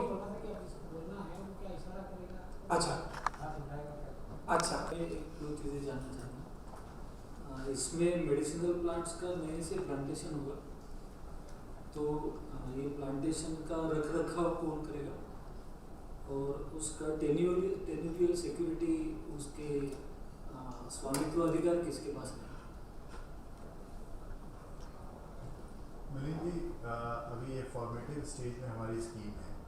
पहला जो आपका था कि ना इसका रखरखाव कैसे किया जाएगा, अभी मैंने जो स्लाइड में दिखाया कि अभी हम पायलट बेसिस में 5 डिस्ट्रिक्ट हम लोगों ने चेंज किया है, और सबसे ज़्यादा फोकस ये है कि जो एग्जिस्टिंग जो फार्मर है, ट्राइबल फार्मर्स जो अपनी खेती कर रहे हैं, और जो मूल उद्देश्य ये है कि उनको बेहतर मूल्य मिले, तो रख रखाव उनके ऑलरेडी ट्रेडिशनल नॉलेज में है। और जो हमारे एक्टिव एनजीओ जिसमें शिवगंगा आपका भी मैंने नाम मेंशन किया था, तो इनके पास में नो हाउ है, टेक्निकल नो हाउ कि किस तरीके से वो ट्राइबल पॉपुलेशन, हमें लगता है कि जो ट्राइबल पॉपुलेशन को इन सब चीज़ों का आभास नहीं है, लेकिन मैं समझता हूँ कि ना उनको अपनी मिट्टी और अपनी फसल को किस तरीके से रख रखाव है उनका बेहतर उनको नॉलेज है। दूसरा जो आपका प्रश्न था कि टेन्यूरियल सिक्योरिटी का, इसमें अभी हम लोग की चर्चा चल रही है, थोड़े दिन अभी और चलता रहेगा, लेकिन एक उसका जो अच्छा पहलू है वो मैं बता दूं कि वो लगातार वन क्षेत्र से निकल रहा है, उसको संग्राहक इकट्ठा करते हैं और संग्राहकों की कोऑपरेटिव सोसाइटीज का रिकॉग्निशन है, और उसके माध्यम से उसका प्रोसेसिंग और मार्केटिंग, इन दोनों की व्यवस्था है। तो जो नीति मध्य प्रदेश अभी करने जा रहा है निवारण योजना के माध्यम से, अभी तक वन विभाग तेंदुपत्ते पे ही ज्यादा केंद्रित है, क्योंकि उसका बिजनेस बहुत बड़ा है, 1500 करोड़ रुपए का। और जो बाकी, मैं तेलंगाना से इन्हीं से जुड़ा हुआ एक डाउट या फिर सजेशन कह लीजिए आप। जैसे यू हैव स्कीम्स फॉर आदिवासी महिला सशक्तिकरण योजना and term loans and micro credit for SHGs, and one of the major issues that's confronting FPOs both among general population and as well as FPOs that are fully owned and whose members are tribals and women. So can you converge your schemes which you have for individual women or for SHGs into some sort of loans for FPOs in which all are tribal members? ऐसा कहीं उदाहरण है आपके यहाँ, या फिर conversion हो सकता है, या पहले कभी किए हुए हैं? क्योंकि there are issues related to this, और एक आध जगह से जहाँ हम लोग भी FPOs के साथ काम करते हैं और पर हमारे साथ दिक्कत नहीं आई, एक और संस्था जो काम करती है उनके साथ ये दिक्कत आई, सुझाव भी उन्हीं की ओर से था। तो I am just presenting with you. हमारा तो इंडिविजुअल है ना, तो अगर वो एसटी है हाँ तो वो लागू होगा। हाँ वही, हम लोग चारों इंडिविजुअल हैं, हम लोग चारों एक संगठन के सदस्य हैं, बिल्कुल, हम बिल्कुल। चारों को जो लोन दिया जाएगा वो उस संगठन को क्या दिया जा सकता है? हाँ ये बिल्कुल दिया सकता ऐसे है। कुछ उदाहरण है आपके यहाँ, आप रिव्यू प्लीज टेक इट। अगर आए मेरे पास प्रपोजल तो थैंक यू वेरी मच। सबका बहुत धन्यवाद। इस सत्र के अंत में माननीय अध्यक्ष जी कुछ अपना अभिमत रखना चाहते हैं। वो बनसपाड़ा राजस्व गांव में सीमांतरित हो गया अभी, तो उसकी वजह से क्या है कि अगर यहाँ रगत बीज के जो लोग बनसपाड़ा के जो पट्टाधारक है वहां से कुछ बोनस को लेके जाते हैं, तो क्या है कि बनसपाड़ा की जो बनसपाड़ा के लोग हैं उनसे उनकी तरफ से मतलब कि रोक टोक होती है, तो इसकी वजह से क्या है कि इनको जो परंपरागत जो वनोपज है उसका लाभ नहीं मिल रहा है सर। वो आपने पहले बताया था, आपके जंगल से बांस बाहर लेके जाने में कोई दिक्कत होती है क्या? जी सर, अभी एक बात हम कल करने वाले थे, अभी मैं बताता हूँ। तो क्या है कि सर अभी हम इस साल क्या है कि फॉरेस्ट डिपार्टमेंट को हमने जनवरी में ही पत्र दिया था कि हमारे क्षेत्र में बहुत सारा बांस उपलब्ध है और हमें वो काट कर बेचना है ऐसा। तो अगर आपके तरफ से कुछ सूचनाएं रहे या उसे काटने की कुछ तकनीकी अगर है तो हमें बताएं, ऐसा करके पत्र दिया था, किंतु उन्होंने किसी भी तरह का जवाब नहीं दिया। और जून माह के 30 तारीख तक हमने मतलब राह देखी, लेकिन कुछ भी जवाब न मिलने के कारण गांव वालों ने सब मिलकर ऐसा निर्णय लिया कि हम ये अभी तो मरने वाला है। और एक बारिश का सीजन जाने के बाद वो पूरा मतलब कि सड़ जाने वाला था। अगर ये नहीं बेचा तो 10 साल से सर हमारे गांव में वो सब लोग मतलब कि जंगल का संरक्षण कर रहे हैं और लोगों को इसका कुछ भी फायदा अगर नहीं मिला तो आगे जाकर लोग किसी भी तरह से तैयार नहीं होंगे जंगल संरक्षण करने के लिए। तो गांव वालों ने ऐसा निर्णय लिया कि हम अगर किसी से हमें कोई गाइडेंस नहीं मिलते तो हम काट कर बेचेंगे ऐसा करके। तो क्या है कि उसी टाइम में हमारे जगतवीर गांव को बंधन केंद्र मंजूर हुआ, तो हमने बंधन केंद्र में ऐसा कि वनोपज खरीदने का अधिकार है और गांव वालों को ग्राम सभा पेशा और पूरा आदिवासी गांव में पेशा गांव में रहते रहता है, तो पेशा गांव का अधिकार का यूज करके गांव वालों ने वो बांबू निकाला और वन धन की कमेटी ने वन धन के अधिकार से वो खरीद कर बेचना चालू कर दिया।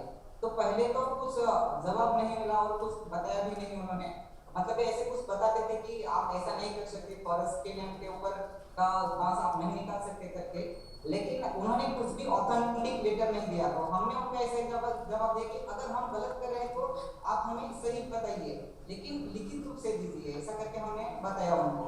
तो हमें कुछ भी लिखित रूप से नहीं मिला और हमने लीगली हमारे बंधन केंद्र से लेटर भी दिया है कि हम ग्राम सभा के माध्यम से ये वनोपज खरीद करके बेच रहे हैं करके। हर एक गाड़ी के पास दिया, हमारे पास वो सब नोट है जिनसे हमने वो बात कितने खरीदी किए, कितने रुपए में खरीदी किए, वो सब हमने लिख कर रखा है।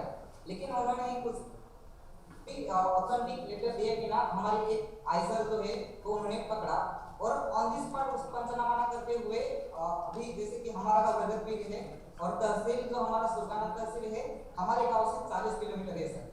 तो हमारे गांव से 20 किलोमीटर के बीच में रास्ते में उन्होंने गाड़ी को पकड़ा, लेकिन वहां उसको रुककर हमसे कुछ भी ऑथेंटिक बात ना करते हुए वही वहां से लगभग 50-60 किलोमीटर दूर है, तो वहां वो ले गए उस ट्रक को और उन्होंने उनके फॉरेस्ट डिपार्टमेंट में उसको जब्त कर लिया ऐसा। तो उसके बाद बहुत बड़ा संघर्ष हुआ सर। उन्होंने बताया उनके जो वनपाल है सर्वेया करके वो हमारे गांव में आए, उन्होंने पूछा हमें कि आप किस अधिकार से ये बांस निकाल रहे हैं, किस अधिकार से बेच रहे हैं, किस अधिकार से आप वर्धन ये वर्धन ऑथेंटिक है या नहीं, उनको पता भी नहीं था सर वर्धन ये क्या चीज है। तो हमने लिखकर सर हमारे वर्धन केंद्र के लेटर पैड पे वो सब लिखकर उनको दिया कि हमारा गांव पेशा गांव में आता है और हमारे पेशा गांव को ये अधिकार है कि कौन वन खरीद वन को ये निकालने का पेशा गांव का अधिकार है। तो इस अधिकार से हम गांव वालों ने ये निकाला और वर्धन को ये अधिकार है कि कौन वन को खरीद करने का, तो वो हम खरीदी किया और हम बेच रहे हैं। अगर इसमें हमारी त्रुटि है तो आप बताइए, ऐसा करके उनको बताकर वो हमें लीगली दिया, लेकिन उनकी तरफ से कुछ भी ऑथेंटिक लेटर आज तक नहीं आया है सर। और उसके बाद गाँव में और उसके बाद हमें बहुत संघर्ष किया, उनसे मिले हम गांव के सभी लोग, हम गए थे तो अभी मेरे साथ अकेले मनीराम जी का भी थे, रेंज ऑफिस तक गए थे। हाँ, और उनको बोला कि लीगल नहीं है, वनराम के अंदर एक प्रधानमंत्री के नाम का है, तो उसका आप ऑफिस करिए, ऐसा हमने बोला। और बाद में उन्होंने गाड़ी को छोड़ दिया, लेकिन बाबू जो ने दफ्तर कर लिया, एक का हमारे हिसाब से बाबू उन्होंने दफ्तर कर लिया। जी सर, तो इस तरह से बहुत बड़ी दिक्कत हुई। और मैं सर आपको बताना चाहूंगा कि ये बांध जो है पूरी तरह से अभी सड़ने वाला था, और इसके माध्यम से सर लगभग जो हमारा कैलकुलेशन या हमने जो रिकॉर्ड रखा है, इसके हिसाब से लोगों को सर 32 लाख रुपए का मुनाफा हुआ, मतलब गाँव में वो इतने पैसे आए। और कुछ चीजें तो ऐसी है सर कि जो लोग 10 साल से ये वन संरक्षण कर रहे थे, वो अभी खुश है, और उनकी जो जरूरत के जो चीजें हैं थी, तो उनको उनसे उस पैसे से वो अभी खरीद पाए, मतलब वो ले पाए, उनकी प्रगति इसके माध्यम से हुई। और अभी इस मतलब कि इस कार्य की वजह से हमें मतलब कि प्रॉब्लम्स हुए, ये सब आने जाने में ऐसा दिक्कतें हुई, लेकिन गांव वालों का सर पॉजिटिव रिस्पांस है कि अगर हमें इस तरह से अगर वन उपज से हमें फायदा हो सकता है, तो हम इसे आगे हम इस जंगल का संरक्षण करेंगे। और अभी सर कुछ लोग जंगल संरक्षण में नहीं आ रहे थे, तो उन्होंने अभी सर चालू भी कर दिया कि हम ये जंगल संरक्षण करेंगे और इसका संरक्षण करके संवर्धन करके हम इसको बढ़ाएंगे सर। इस तरह का अभी वातावरण गांव में है सर, पॉजिटिव वातावरण है इसको। थैंक यू सर, मेरी बात समाप्त हो गई। Sir, I just Dr. Dennis here from Mysore, Karnataka. Actually, it's quite interesting. Like आप देवारण्य के बारे में बोल रहे थे सर, और VDVK. I think looks both are quite similar. दोनों एक ही तरह का लग रहा है मुझे. I think the similar sort of issues which sir had already explained. So मुझे उसमें बहुत डीप में नहीं जाना है, लेकिन मैं जहाँ पे रहता हूँ वहाँ बंदीपुर और नागरहोली नेशनल पार्क्स है. It's a tiger reserve both. और फॉरेस्ट डिपार्टमेंट यानी वो दोनों टाइगर रिजर्व में लेंटेना के बारे में आपने सुना होगा. यानी lantana is very highly grown and that is the biggest cause for the forest fire. So बहुत जल्दी जंगल में आग लगने का, जब समर सीजन में बहुत जल्दी से आग लगती है, उसकी वजह से पूरा जंगल एक ही झटके में खत्म हो जाता है. लाइक बंदीपुरा नागरहोली का हर साल न्यूज में आता ही रहता है. क्षेत्र 180 हेक्टर हमें मिला है. नहीं, राम सिंह दादा आता बोलू नका, आता वेळ कमी है, हम लोग बाद में बात करेंगे, अभी उनको जवाब देने दीजिए. Thank you.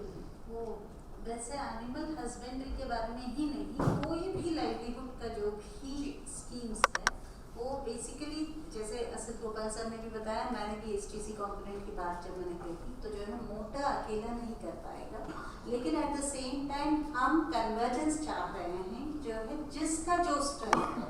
पैस्टोरल कम्युनिटीज बहुत हैं हमारे ट्राइबल ग्रुप. दिक्कत आती है, फिर हम बैंकों का सहारा लेते हैं वहाँ पे काम करने के लिए, लेकिन आपको पता हो कि फिर बैंकों के अपनी ब्यूरोक्रेसी, उनके नियम थोड़े ज़्यादा सख्त हैं. तो फिर जैसा राजा राम जी बोल रहे थे, गारंटी वारंटी को लेके, इसको लेके उन्हें आसान हो गया है, सस्ते में ज़्यादा हो सकता है, तो उसका सहारा लेके हम नीचे तक पहुंच सकते हैं. हाँ, लेकिन ये भी नहीं भूलना चाहिए कि हमारा जो टारगेट ग्रुप है वो अलग है, शायद अभी डिजिटल कैंपेन के लिए तैयार नहीं है. तो जो मास अवेयरनेस है, लोगों को नीचे जाके ग्राम सभा के बाद तभी ये हो पाए. बोलिए. बिल्कुल ma'am, I do believe this कि जो लोकल ऑक्यूपेशन है, जो हमारा ट्रेडिशनल ऑक्यूपेशन है, हम उसी को बढ़ाएं. जैसे कि राजा राम जी बात कर रहे थे कि क्योंकि मैं खुद सरकारी सिस्टम में काम करती हूँ मध्य प्रदेश में, तो मुझे पता है कि वो बिल्कुल सही कह रहे थे कि विद इन द डिपार्टमेंट जो कन्वर्जेंस होना चाहिए, जो कम्युनिकेशन होना चाहिए. Literally we are not doing the chakra complete ना, हम नहीं करते हैं उस चक्र को कंप्लीट. हम स्किल डेवलपमेंट करके छोड़ देते हैं, हम दूसरी चीज़ों पर डिपेंड करके छोड़ देते हैं. आज जितना हमको उस स्कीम का आउटपुट फील्ड में मिलना चाहिए उतना नहीं मिल पाता है, क्योंकि with in the department convergence नहीं है. और आज का जो फोरम है, it's a very glorious platform. और मैं ये कहना चाहती हूँ कि वाकई में ट्राइब्स जो हम करते आए हैं वही हम बहुत अच्छा कर सकते हैं। जैसे कि पोट्री हम बहुत अच्छा कर सकते हैं, कुछ एरियाज में हमारे यहाँ उतना मतलब रिसोर्सेज भी कम है और महिलाएं बहुत अच्छा करती हैं। तो with in the department convergence की ज़रूरत है और मुझे लगता है एनिमल हस्बेंड्री स्पेशली ट्राइब्स की जब हम बात कर रहे हैं तो पोट्री और पोल्ट्री पर और काम किए जाने की ज़रूरत है, ऐसा मेरा अनुरोध। Thank you sir. ये सलाह स्वरूप जो है Thank you. में लिया जाएगा और it will be passed on to others also. But STC component का मैं एम्फसाइज करूंगी कि एसटीसी इज वेस्ट कन्वर्जेंस। तो एसटीसी कंपोनेंट का और जीपीडीपी ग्राम पंचायत का डेवलपमेंट रूल ये प्लान जो है उस पे जो है अगर हम ये दोनों को जो है कन्वर्ज करेंगे तो ग्राम एक गांव में कितना क्या आना है, क्या चीज़ आनी है, उसके हिसाब से जो है एसटीसी कंपोनेंट और हमारे मंत्रालय का या ट्राइबल का डेवलपमेंट ऑफ द स्टेट जिसका भी बजट हो उसका कन्वर्जेंस होगा तो मुझे लगता है सबसे अच्छा होगा। बस एक लास्ट बात कहना चाहती हूँ सर। आप पर्सनली बात ये प्लीज आप एक लास्ट क्वेश्चन इनका बचाएं। मैं सर झारखंड से विकास भारती ऑर्गेनाइजेशन से निखिलेश मैं national schedule tribe finance and development corporation से मैं छोटा सा जानना चाहता हूँ। जो आपके प्रोग्राम्स हैं बहुत अच्छे प्रोग्राम्स हैं, बट सही में बहुत सारे लोगों ने कहा कि ये राज्य तक पहुँचता है लेकिन गांव तक नहीं पहुँचता, तो उसके क्या सरल तरीका अपनाएं कि हम गांव तक पहुँच सकें? देखिए इसका तरीका जो है वो अवेयरनेस कैंपेन ही है कि हम अवेयरनेस कैंपेन चलाएं। विगत कई वर्षों में हम लोग ट्राइफेड के साथ भी मिलके चलाए हैं इस कैंपेन को, और जो हमारे काम करने का जो तरीका है उसमें हम राज्यों के साथ मिलकर राज्यों के माध्यम से काम करते हैं। तो जहाँ जहाँ हमारे जो SC/ST कॉर्पोरेशन है वो सशक्त हैं, वो डेवलप्ड हैं, तो वो हमारे नीचे रह जाते हैं, उसको गांव-गांव तक पहुंचा सकते हैं। पर जहाँ पे वो डेवलप नहीं तो हमें सत्र में हुआ था कि हम लोग सब मिलके जो बात कर रहे हैं वो ये कर रहे हैं कि एक गांव का आदमी इन विषयों को कैसा समझे, और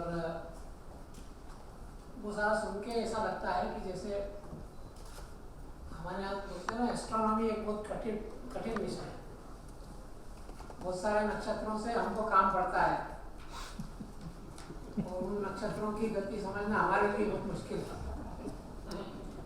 तो गांव में बैठे बैठे हमको दिक्कत आती है, पर हमें मोहर निकालना है, हमें उनसे संबंधित काम है।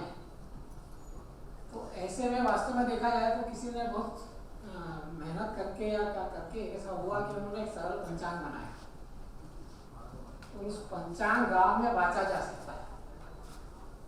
वो पंचांग बाज के हमारे गांव का आदमी आराम से अपना काम नक्षत्रों से संबंधित निकाल लेता है।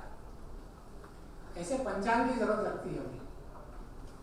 वास्तव में हम लोग बैठे भी इसीलिए कि इतने सारे संस्थाओं के साथ गांव का आदमी कैसे डील करे, उसको सरल रास्ता कैसा मिले, इसका अगर हम निकाल पाए बात तो ठीक होगी।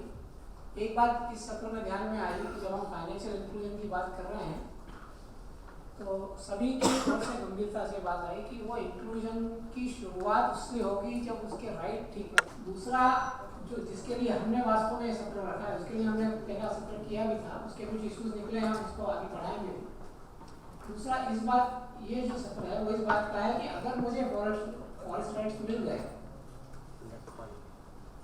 मैं आगे जाने के लिए उसकी मेरे को उससे सुख प्राप्त होगा, कितना सुख प्राप्त हो सकता है और उसके सक्सेस की प्रोबेबिलिटी कितनी आसानी से, मुझे ऐसा लगता है। और ये सारा उसके परसेप्शन है, वास्तव में ज़्यादा भी होगा, और अगर नहीं समझ पाया तो वो नहीं करेगा।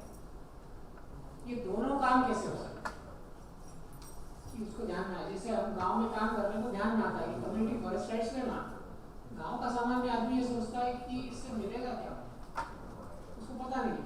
तो अवेयरनेस का वो पार्ट बहुत महत्वपूर्ण है। और दूसरा कि अगर मैं वो राइट ले लूँगा तो मेरे को कौन सिखाएगा, कौन मदद करेगा, ये दोनों बातें हम सब लोग मिलकर कैसे सोच सकते हैं। तो यहाँ पे जो मैंने कहा कि एक्सपर्ट जो क्योंकि वो तो बहुत दूर है नक्षत्र, तो एक्सपर्ट्स ने उनकी मूवमेंट बढ़ाने की व्यवस्था बनाने को कहा, लेकिन यहाँ तो नक्षत्र पास में है तो हमसे आपस में मिलकर भी इतना सरल रास्ता निकाल सकते हैं। तो वो हम कैसे करेंगे ये सोचना चाहिए। यहाँ पे जो बात हुई है वो संकेत रूप में होगी, लेकिन ऐसा लगता है कि काफ़ी चीज़ें हम सभी को ध्यान में आई होगी, जो इम्प्लीमेंट करने वाले लोग हैं उनको भी, जो योजना बना रहे हैं उनको भी। इसमें जो शुरू में मैंने बात कही थी कि प्लानिंग, प्रोसेस और प्रोसीजर, ये तीनों जगह पे अपनी अपनी बात है। सबकी इच्छा एक है कि होना चाहिए, और प्लानिंग अलग अलग लोग करते हैं, इसमें कन्वर्जेंस नहीं। तो जो नेट रिजल्ट है वो लाने के लिए प्लानिंग लेवल पे भी कन्वर्जेंस चाहिए। मोटा का तो वास्तव में देखा जाए तो वही एक काम है, उनका आग्रह भी रहता है, क्योंकि मिनिस्ट्री ऑफ ट्राइबल अफेयर्स जब सोचती है कि उसको कोऑर्डिनेट करना है, कैसे करना है, एक इशू है, और वो होगा तो बहुत अच्छा परिणाम होगा, ऐसा हम सबको ध्यान आया, इसलिए हम एक साथ बैठेंगे। कई चीज़ें ऐसी हैं कि जिसके बारे में फिर ये करने के लिए उसके स्टेप्स क्या होंगे, तो ये जो प्रोसेस है जिसको हम मेथोडोलॉजी भी कह सकते हैं कि क्या होगा, क्या करेंगे हम, क्या करेंगे, तो ये हो जाएगा। इसके डिज़ाइन में भी कन्वर्जेंस की जरूरत है, क्योंकि एक जगह पर एक योजना आती है, दूसरी योजना उसके 4 साल बाद आती है जो उसको सपोर्ट करती है, तो दोनों का परिणाम सिफर हो जाता है। ये कैसे होगा? और तीसरा, प्रोसीजर इतना सरल हो कि गांव का आदमी उसको लेने में कॉन्फिडेंट रहे कि मुझे मिल जाएगा। ये तीनों पे हम कैसे काम करें?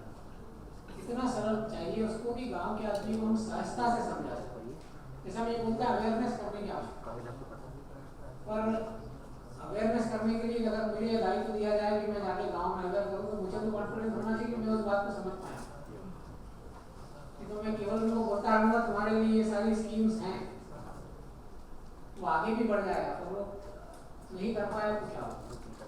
तो इसलिए उसको सरल बनाना ही अपना जरूरी है, और इस सरल बना के फिर हम कैसे अवेयरनेस करेंगे तो उसका लाभ, सरलता होना बहुत जरूरी है। दूसरा, एक और बात, सबके प्रेजेंटेशन अच्छे थे, पर मुझे एक बात और ध्यान में आती है, नॉर्मली हमको ये सोचना पड़ेगा कि हम हमेशा मैक्रो लेवल प्लानिंग करते समय और जो उदाहरण आते हैं वो छोटे से हिस्से के आते हैं, हमेशा दृष्टि पूरे पॉपुलेशन की चाहिए।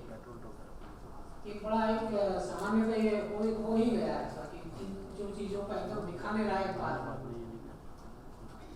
वो हम कर लेते हैं, या कभी कभी अनजाने में भी करते हैं।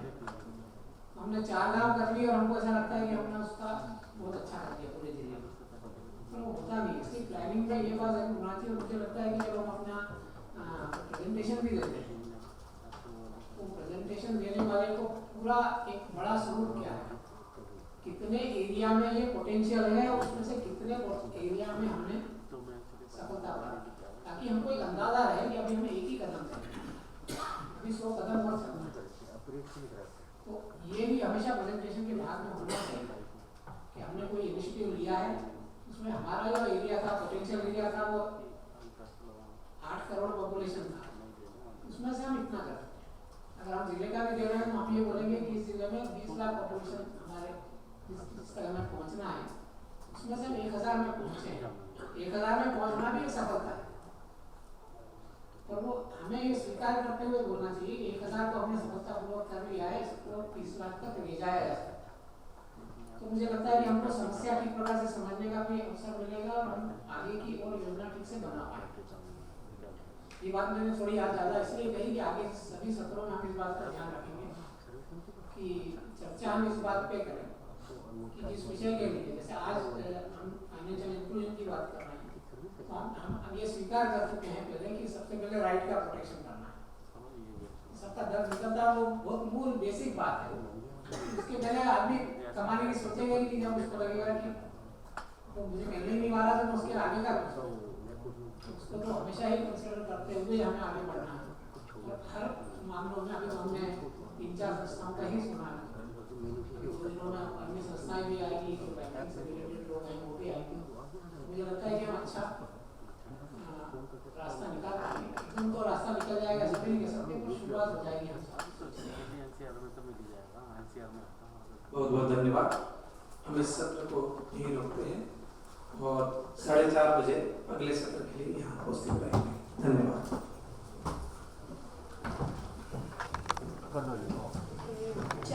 टूल्स एंड टेक्निक के लिए किया, गांव ने कुछ नूतन संस्था तैयार करने की प्रक्रिया, उसके लिए कन्वर्जेंस किया।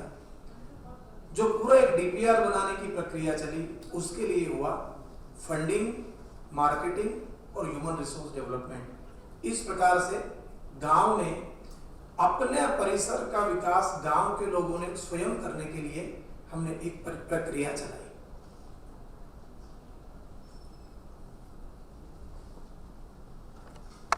साइड में जो है वो आईएमडी द्वारा जो प्रस्तावित है वो रेनगेज है। ये दोनों को हमने गांव स्तर पर लगाया है और गांव के एक युवा को कैसे रेन रिकॉर्ड रखना उसका प्रशिक्षण दिया गया है। उसके लिए उसको कोई मानधन मिलने वाला नहीं है, उसने गांव की सेवा की दृष्टि से इस रिकॉर्ड को रखना है। हम लोग अगर ये रिकॉर्ड रखना प्रारंभ करते हैं तो क्या बातें निकल कर आती है। क्लाइमेट चेंज की जो पूर्ण भारत में चर्चा हो रही है, लोग ये नहीं समझ पा रहे हैं कि सोइंग की डेट आगे ले जाना कि नहीं।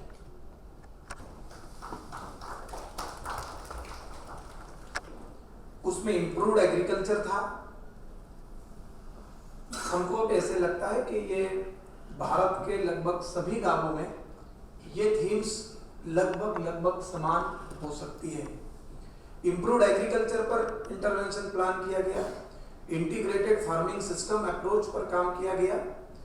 जनजाति क्षेत्र में जो एक सबसे महत्वपूर्ण विषय है कि सारे मार्जिनल लैंड होल्डर्स हैं, तो उनको अगर इकोनॉमिक डेवलपमेंट की प्रोसेस का लाभ देना है तो उनके लैंड यूज पैटर्न के ऊपर काम करना पड़ेगा। उसके लिए वहां पर काम किया गया। सॉइल वाटर रिसोर्स मैनेजमेंट पर काम हुआ, enterprise development and institutional arrangements. Interventions जो हुए, जो पर ड्रॉप की बात अब हो रही है और नेट रिटर्न की बात जब हो रही है, तो कन्वर्जेंस में सीड प्रोडक्शन ये एक जनजाति क्षेत्र का अत्यंत महत्वपूर्ण विषय है। Seeds, breeds, tools and techniques, इन 4 बातों के लिए हम लोगों को कन्वर्जेंस की आवश्यकता है।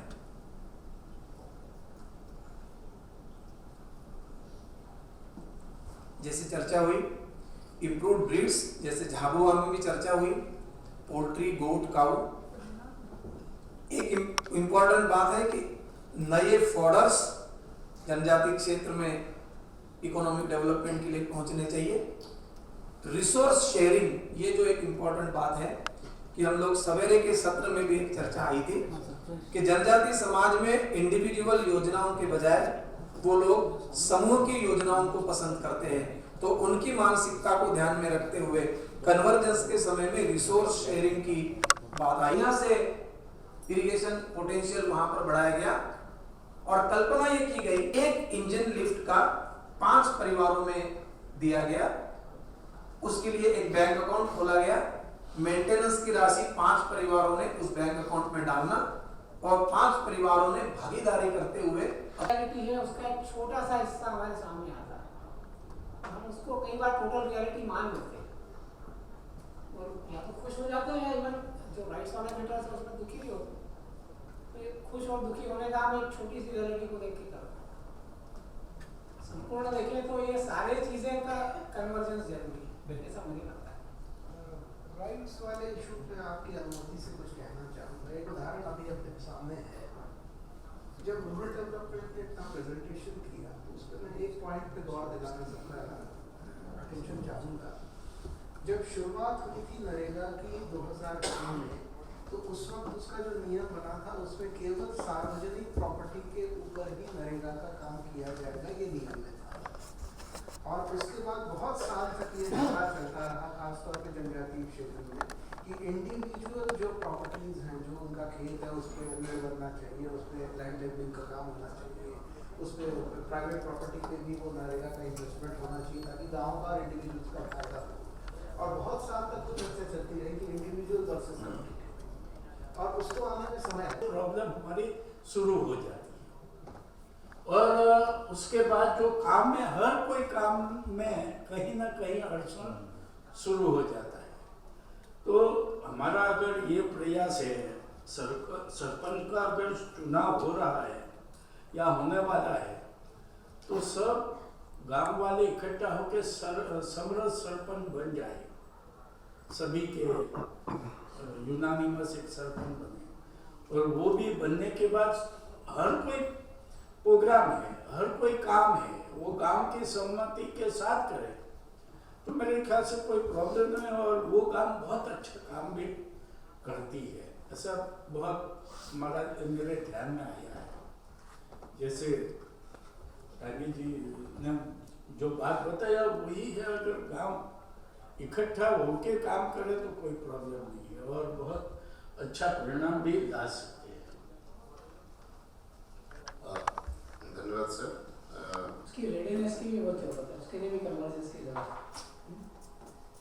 तो हम लोग बात करेंगे और विभाग से भी, क्योंकि अभी तो ऐसा लगता है कि सबसे पहले वो उसकी आवश्यकता ज़्यादा लग रही है।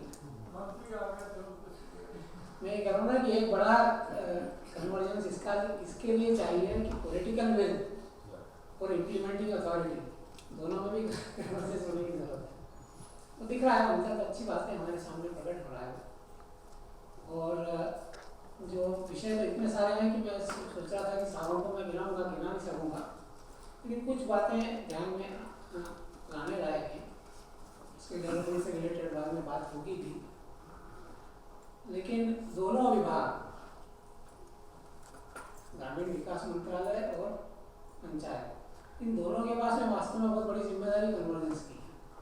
और साथ में पिछला जो सत्र हुआ था मिनिस्ट्री ऑफ ट्राइबल अफेयर्स, तो कई बार तो मुझे ऐसा लगा कि इन तीनों विभागों को मिलकर भी एक साथ हमें सुनना चाहिए कि उनको अन्य लोगों से कन्वर्जेंस में क्या क्या दिक्कतें आ रही, क्योंकि है भी ऐसा कि हमारा सिस्टम ऐसा बना हुआ है कि बहुत सारे कोऑर्डिनेशन है। जैसे आपने फंड्स दे दिए, लेकिन उसको नीचे तक लाने वाले कौन थे? ये बात सही है कि आप बताओगे तो आप तो बताओगे हमने कितने फंड दे दिए। और इसलिए जब आपका प्रेजेंटेशन होगा तो जो मित्तल जी कह रहे थे और आप कह रहे थे, वो सुनकर ऐसा लगता है कि इतना पैसा सरकार ने खर्च कर दिया। कई बार सरकार भी इस बात को लेकर पसंद रहती कि इतना पैसा तो हमने इस काम में लगा दिया, लेकिन नीचे तक नहीं जा रहा है, उसकी डिलीवरी नहीं हो रही, इफेक्टिव डिलीवरी नहीं हो रही। जैसा कि आपने बताया कि वो डायरेक्ट ट्रांसफ़र किया है। डायरेक्ट ट्रांसफ़र एक बहुत अच्छा इनिशिएटिव है सरकार का, उसके लिए टेक्नोलॉजी अवेलेबल हो गई, ये दूसरी बात हुई। लेकिन अगर डायरेक्ट बेनिफिट जाने से ज़्यादा प्रभावी वो हो गया है, इससे दो इन्फ्रेंसेस निकलते हैं कि पहले जो हम लोग कर रहे थे उसमें नहीं जा रहा, नहीं जाने में जो लीकेजेस हैं वो एक भाग था, लेक ऑफ प्लानिंग दूसरा भाग था, और जो अच्छी चर्चा हुई आवाज़ को लेकर और अधिकार और उसके बारे में भी जो बात हुई कि निर्णय का अधिकार, ये भी एक बहुत महत्वपूर्ण बात है, क्योंकि ये निर्णय का अधिकार जब हम नीचे देंगे तभी ठीक होगा। ज़्यादातर बातें जो निकल के आई कि मुझे क्या चाहिए, इसका निर्णय का अधिकार भी अभी हमारी मनस्थिति ऐसी नहीं है कि हम हमारे जनजातीय समाज को देने को तैयार हैं। हम उनका भला चाहते हैं पर निर्णय का अधिकार नहीं। ये हमारी समस्या है, हमारे समाज की समस्या है। माता पिता भी अपने बच्चों का भला चाहते हैं पर उनको निर्णय का अधिकार नहीं देना चाहते, और उसके कारण बहुत सारी समस्याएं होती हैं। अभी भी हम उस माइंडसेट में हैं। जैसे आपने बताया कि कच्चे मकान से पक्के मकान करना आपको बहुत अच्छा लग रहा है, लेकिन क्या ऐसा सही हो सकता है या दूसरा भी हो सकता है? इसके बारे में हमारे मन में विचार आता नहीं, क्योंकि निर्णय का अधिकार हमने हमारे पास रखा हुआ है। तो ये भी एक महत्वपूर्ण बात है कन्वर्जेंस में, ये भी महत्वपूर्ण बात है। एक कन्वर्जेंस में एक बहुत महत्वपूर्ण बात मुझे ध्यान में आई सारी बातों को सुनकर, वो ये है कि हमारी मनस्थिति चाहिए कि हम सॉल्यूशन ढूंढें सभी तरफ से। हम जब चर्चा कर रहे हैं, कम्युनिकेट कर रहे हैं, तो हम समाधान की ओर बढ़ना चाहते हैं। अन्यथा सब अपने अपने स्टैंड को डिफेंड करते हैं। मुझे लगता है कन्वर्जेंस का महत्व भी इसीलिए अलग अलग विभाग भी अपने जैसा विषय भी आया कि अपना अपना प्रेजेंटेशन देते हैं तो सब बहुत अच्छा लगता है। और हम सब जानते हैं तो सबकी अपनी अपनी मजबूरियाँ हैं। जैसे आपने बताया पंचायत कि हम राज्य को आग्रह कर रहे हैं, वो नहीं कर रहे हैं, तो आपके पास आपकी मजबूरियाँ हैं, आपके पास आपकी मजबूरियाँ हैं। आप मकान को डिज़ाइन नहीं कर सकते, तो इसलिए आपको 3 प्रकार के डिज़ाइन दिए, वो आप उसके लिए फंडिंग करेंगे, आपके लिमिटेशंस हैं। यही पे आवश्यकता है इस बात। तो मुझे लगता है कि हम एक आध बार ऐसी चर्चा करें, एक दूसरे के हम डिफेंड ना करते हुए, आक्षेप ना करते हुए, हमारी मजबूरियाँ क्या है ये हम गिनाना शुरू करें। हम चाहते ये हैं, हमारे पास में ऐसी योजना भी है, हमारे पास में ये मैंडेट भी है, पर हम जब उसको नीचे तक डिलीवर करने की सोचते हैं तो हमारी मजबूरियाँ हैं, हमारे इनके साथ तालमेल नहीं हो पा रहा है, हमें ये दिक्कत हो रही है, हमें ये दिक्कत हो रही है, हमें निर्णय लेने में दिक्कत हो रही है, हमें मॉनिटर करने में दिक्कत हो रही है। इस स्तर पर जब हम अपने डिबेट को ले जाएंगे तो मुझे लगता है हम समाधान की तरफ बढ़ पाएंगे। पर फिर भी इस सत्र में बहुत अच्छी बातें हमारी सबके ही ध्यान में आई हैं और मुझे लगता है अभी आगे हम लगातार जब बात करेंगे। एक ही बात मुझे आज पिछले 2 सत्र सुनने के बाद लग रही है कि कुछ लोग इस सत्र में रहते हैं, अगले में और नहीं रहते, वो एक साथ होना चाहिए। और एक साथ होने के लिए फिर हमारे गांव में जैसे बैठते हैं वैसा आगे, जब तक पूरी बातें नहीं हो जाएंगी तब तक उठेंगे नहीं। उस मनस्थिति से बैठना पड़ेगा सबको।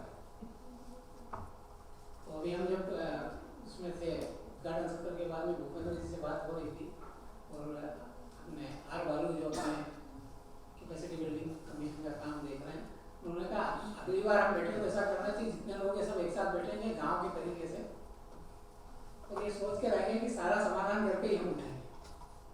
टुकड़ा में सुनने से फिर होता है कि अब वो आज हम वन विभाग को सुन भी नहीं पाए, हम उनको सुना भी नहीं पाए, तो वो कमी रह गई हमारे अंदर।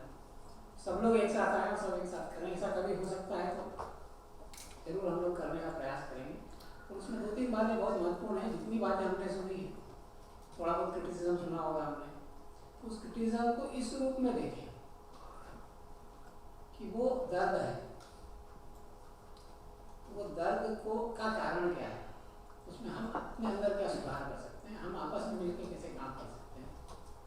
इस पर जितना सोचेंगे मुझे लगता है और भी हमारे 2 दिन में जो चर्चा होगी, जो लोग अभी इस सत्र में हैं, मेरा आप सभी से आग्रह रहेगा कि आप प्रयास करें कि अन्य सत्रों में भी रहें, क्योंकि जब आप खासतौर से आप 3 विभाग मुझे लग रहे हैं,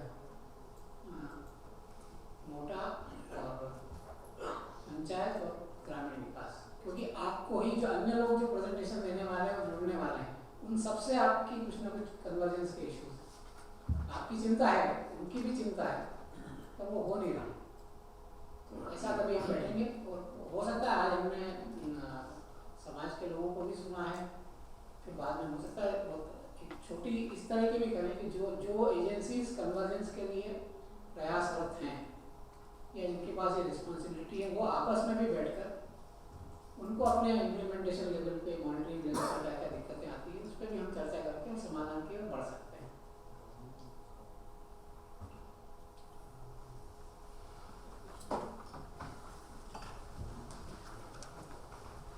धन्यवाद। मैं एक छोटा सा अनाउंसमेंट करना चाहूँगी।